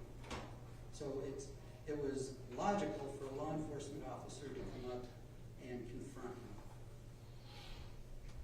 I do that probably 2-3 nights a week. Whether it's on the phone with loved ones, talking to friends. Maybe I'm listening to a song that I love and I want to hear the end of it before I walk in. Maybe it's just been a really bad day at work and I want to unwind before I go in and see my wife and kids because I don't want to bring that upon them. But in all the times that I do that, a law enforcement officer has never, ever stopped in front of my car, walked up, and started questioning me about what was going on. Does that justify what happened? No. But what it does is it justifies the fear that Mr. Wallace had. I don't know what I would do in a situation like that. I just can't imagine being put in that situation in the background of everything that's going on and you being involved as a person of social justice, and then all of a sudden, man, you're stuck in the middle of that situation yourself. And you have to do, like that, make a decision about what you think is going to protect you, about what you think is going to allow you to see your family and your kids. And like I said, it doesn't justify everything, and the jury said it doesn't because that's why they came back with the manslaughter. But we do believe, as Mr. Probisco argued, that a downward departure is warranted. You know, when you look at the whole situation, how it happened, Officer Raynor approached him, backed him into a corner, put his hands on him, grabbed him, pushed him, choked him as he was trying to walk away. In the state, as hard as they tried, couldn't find any legal justification that the jury would find allowed him to do that. So when you look at the reason for the downward departure under Section 2F, you know, it's did Officer Raynor escalate this? Yes. Did Officer Raynor, was he the aggressor? Yes. Did Officer Raynor provoke Mr. Wallace? Yes. And all those things are things that you can look at in order to determine whether or not we met the standards for a downward departure, and number two, whether in your discretion, whether you think it is reasonable to do. As far as the enhancement to the gun, you know, it gives you the opportunity to give Mr. Wallace 30 years because of the firearm. But I think if you look at everything that took place on that night and all the facts that were presented and everything that we have shown in the trial and in other prior hearings, I don't believe 30 years is justified. This is a situation where the jury found obviously that he wasn't acting under the color of law and doing what he should have been doing as a law enforcement officer. He wasn't in the lawful performance of his duties. And because of that, we think that 30 years isn't justified. And again, we would ask for the downward departure into what you feel would be a fair sentence. I'll say the rest for rebuttal. Thank you. Steve?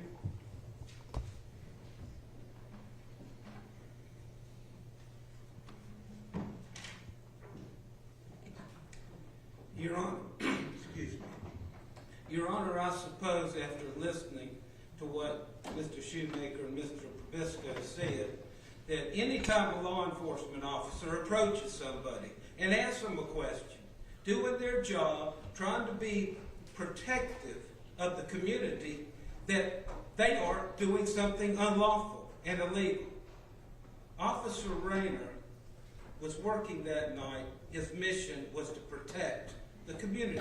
And you know, Judge, I've had experience, not like the police officers that are in this courtroom today, and not like Officer Raynor, but I worked as a law enforcement officer. I went out in the community, and I experienced what Officer Raynor experienced in the sense of it's scary to go into a parking lot at night where you know there's been shootings. In fact, there was testimony during the trial, Judge, of one of the residents having to repair 9 bullet holes in his home the week before Officer Raynor was shot and killed. And let's remember this. The defendant, Wallace, had a gun in his pocket, according to what he said, and he pulled it out, and he aimed it at Officer Raynor's head, and he shot him, and he killed him. That is undisputed. And why? Because Officer Raynor asked him, hey, how's it going? Do you live here? The defendant made a choice, Judge, at that point in time, to oppose police officers, to oppose Officer Raynor, to be aggressive. Officer Raynor was not aggressive with him. He's, hey, how's it going? You, Judge, you know, you were there for the trial, so I'm not gonna rehash all the facts. You certainly saw everything, but it is offensive and insulting to listen to what Wallace said about the reasons he tries to explain what he did that night. State of mind, Judge? Let's talk about state of mind for a minute. What was his state of mind? Well, let's consider this. Johnny Bolton. Johnny Bolton. Understand we are at war. Johnny Bolton died at the hands of a trigger-happy SWAT team of Cobb County. These crackers are not far from seeing the blood of their own flowing thick in the gutters of America.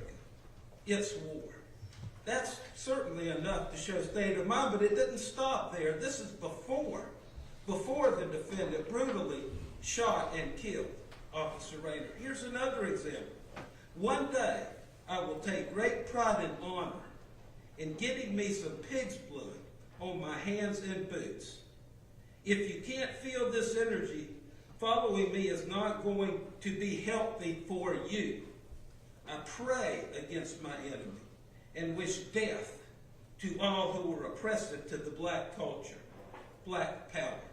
Now, I appreciate and respect the family of the defendant coming in here and saying he doesn't have a prejudiced bone in his body and there's no hate.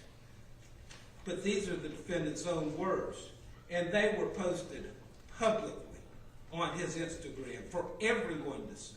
There were no restrictions. Just like there were no restrictions that the defendant put in place that night. He could have sat down. He could have answered the question. He lived there. But he chose not to. Why? Because he was afraid. Judge, what about his post 15 minutes after he shot Officer Raynor and left him for dead? This was his own words, recorded and played for the public. I want you all to know something, man. I love you all.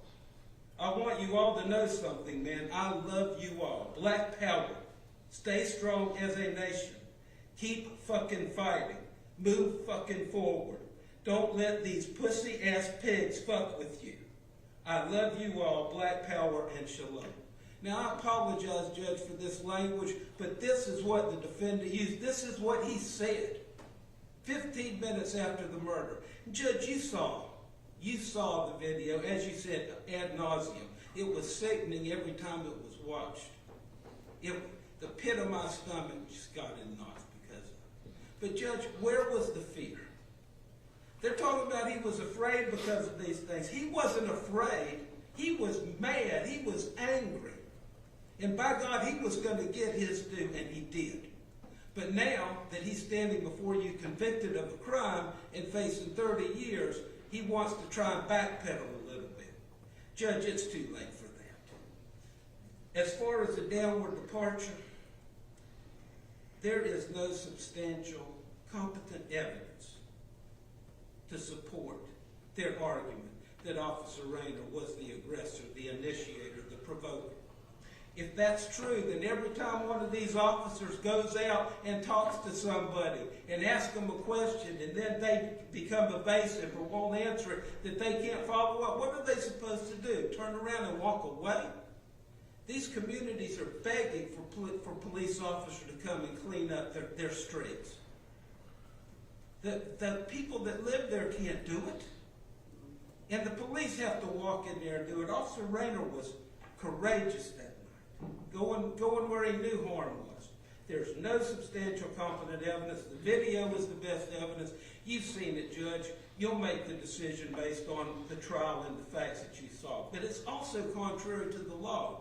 Let's not forget that there's case law and there's Florida statute 776.051 that says that it is unlawful you cannot resist. It is not justified to resist an officer, whether the detention or arrest was legal or illegal.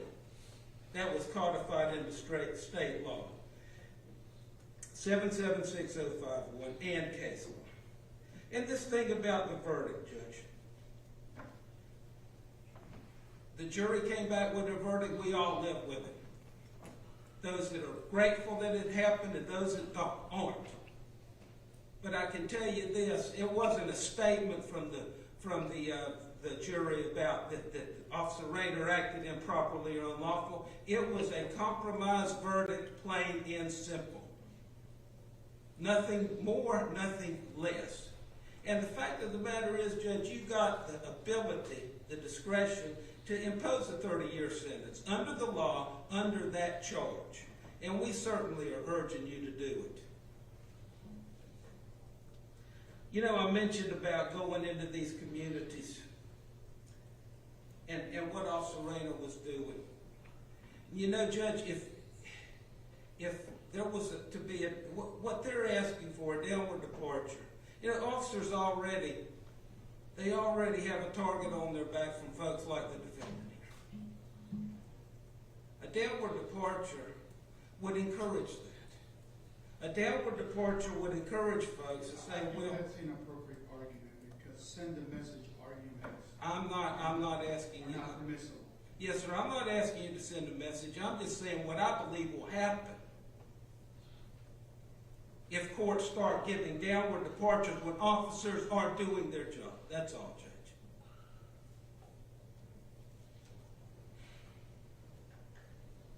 I have to go on the record and say that I have to disregard your argument because it is a send a message Yes, sir. type of argument. Yes, sir. Feel free to believe that, but I cannot consider that Okay. legally.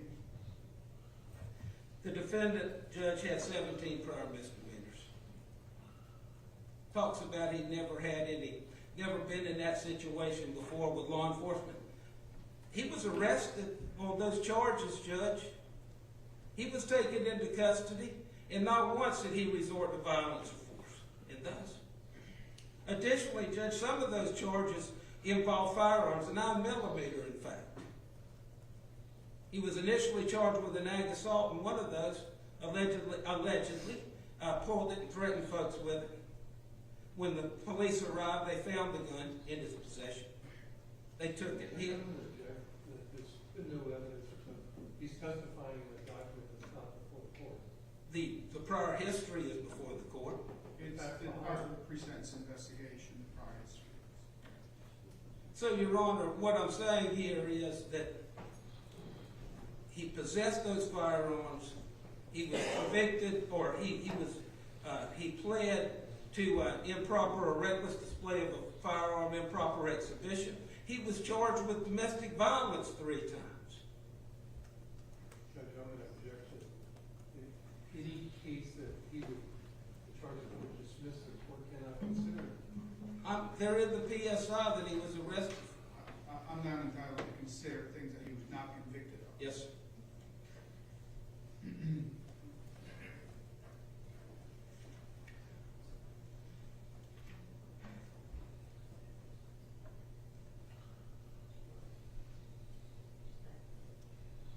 There's a lot of talk about justice. You know, Judge, when I interview youngsters that want to be prosecutors, a lot of them say they want to make justice happen, but they can't define it. My humble opinion, what justice is in this case, justice is accountability. The defendant has not accepted responsibility for what he's done. The court has the power to make justice happen here. The court has the power when it issues the sentence in this particular case. And Judge, justice equals accountability, and the defendant needs to be held accountable for what he did. And that 30-year sentence, while maybe inadequate, woefully inadequate, the way some of us feel, that's the maximum that he can receive. And Judge, with all humility, and with all sincerity, I ask you please to impose the maximum sentence in this case. It is deserved, and it will hold the defendant as accountable as we can based on the jury's verdict. So thank you, Your Honor. Thank you.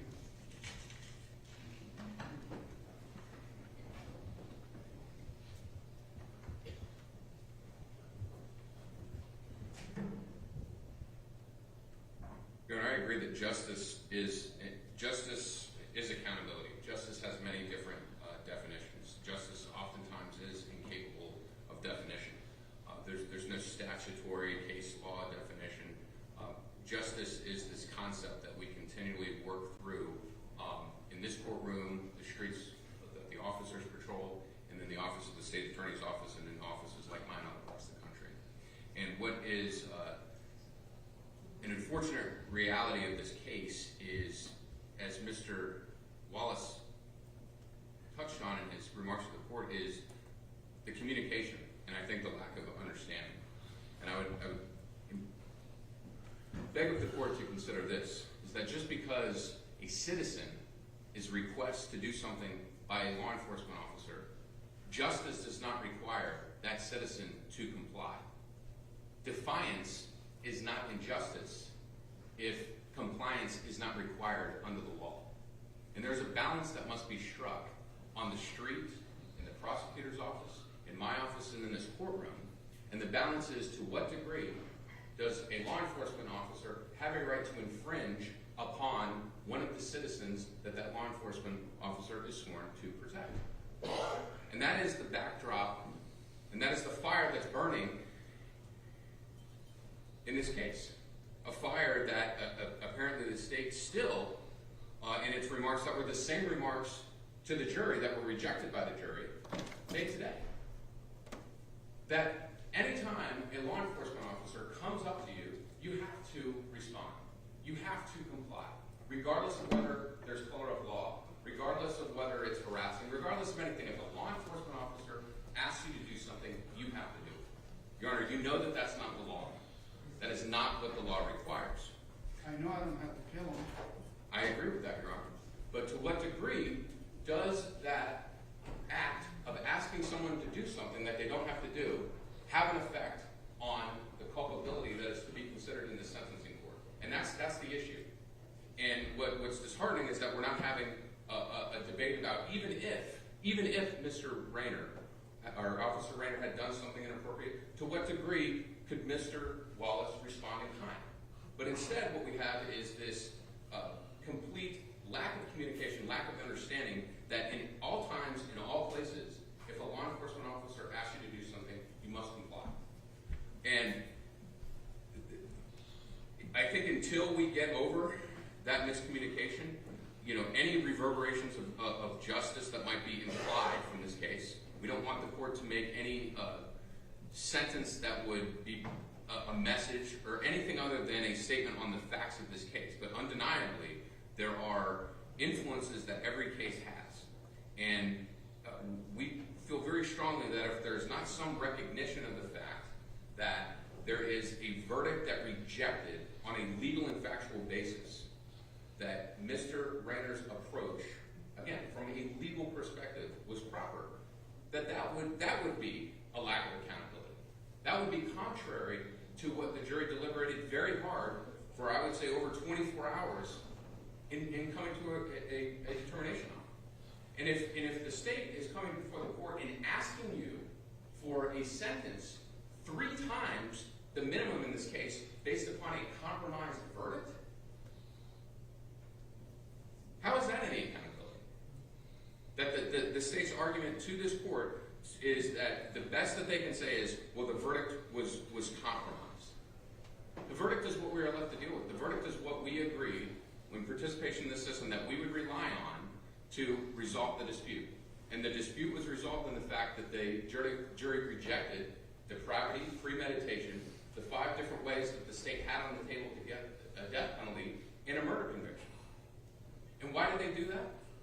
Your Honor, I would urge the court to consider the old adage of oftentimes the most simple and obvious explanation is the correct explanation. And what the jury found by its interpretation of the evidence and the arguments was that this was a tragic situation. I think if they found anything other than a tragedy, you'd have a first-degree murder conviction or you would have an acquittal. And when I use the term tragedy, I use it to insinuate that, sure, there are actions and fault and intent that go on both sides. But we're considering a tragedy. There are situations and influences on both of these 2 individuals that implicitly, in the background or otherwise, that came together and caused the event. And I think that those backdrop issues, society at the time, an officer should be keen in that neighborhood. He should be proactive towards looking and identifying potential threats. But there's also a balance. There's also accountability on both sides. And so what we ask the court to do in considering a sentence is to consider foremost the facts of the case. What constraints are aligned because of what the jury found? I think there should be there's an insignificant amount of emphasis that the court should put on the social media.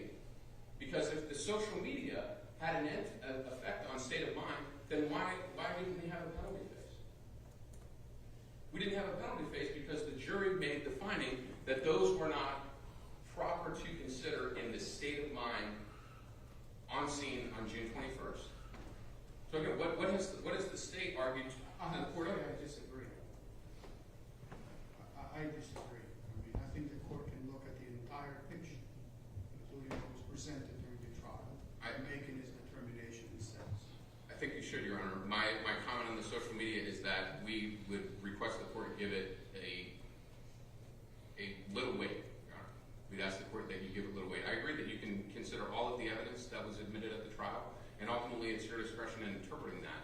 What I am urging the court to consider is that if that evidence might be a window into Mr. Wallace's mind at the time that those posts were made, I think it needs to be considered against the backdrop of society at that time, of Mr. Wallace's life, of the fact that he is speaking, whether he is objectively reasonable in saying that or not. I think the experience of someone in Mr. Wallace's demographic and venting in that way, he had a righteous message and he had a poor way of delivering it. And that is where we want the court to consider that evidence. We argue, we understand you have discretion, but we argue that had that evidence played a significant factor in the deliberations, he would have been convicted of a higher charge. And when you couple the verdict, the social media evidence, and the actual evidence at trial, we believe that there should be significant consideration to the fact that Mr. Wallace was placed in a situation to respond to something that was undeserved for a response. He shouldn't have been in a situation where he had to be subject to interrogation about his whereabouts. He shouldn't have had to be in a situation where he was touched and forced to sit down in his vehicle. Now, certainly on the flip side, I could argue to the court, pragmatically speaking, should he have just said where he lived and made a complaint? Sure. Would that have changed the outcome? I don't know. You don't know. Nobody knows whether that would have changed the outcome, what Raynor would have done in response, what Mr. Wallace would have done in response. But the fact of the matter, I think if the court is looking at justice and considering accountability and considering all of the things that it should, it's forced to wrestle with that very difficult question. That to what degree does a person have to comply if the law doesn't require it? And to what degree is that non-compliance a degree of culpability? And, Your Honor, Mr. Wallace's response was what he believed he needed to do as a matter of self-preservation. We understand that the jury rejected an outright exoneration of Mr. Wallace's actions, but it certainly upheld, to a large degree, some semblance of support for the reasonableness of fear and the reasonableness of him responding in some way to the situation that was created by Officer Raynor having contact with Mr. Wallace that night. And that's the spirit of our plea to this court. I make no excuses in the sense that Officer Raynor did what he did and he deserved to die, or that things, if you could operate in another universe, could have been handled differently. I come to the court to ask for significant consideration on the state of mind that was influenced by a situation Mr. Wallace didn't ask for, about the fact that the state has presented to you the same arguments that were rejected by the jury. And as we trust the court will do, to make an independent decision, not swayed upon or not pressured by any outside influence or anything other than the facts of this case in which you've heard during the trial and the sentencing, Judge. Thank you. Will each side stipulate to the credit 847 days is my best calculation as a total credit? Yes, Your Honor. Yes, Your Honor. Okay, the defendant will receive 147 days credit. You can come up to the podium, Mr. Wallace.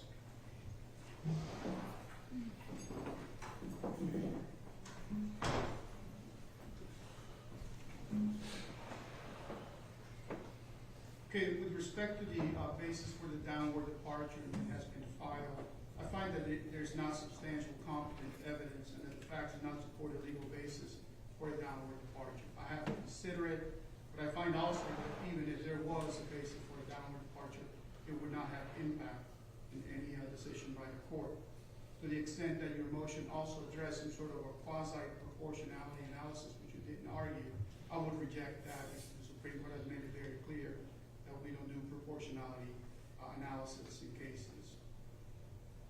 As far as this case, Mr. Wallace, I want to let you know that I respect you as a human being and that you have been afforded due process. I respect the process very much.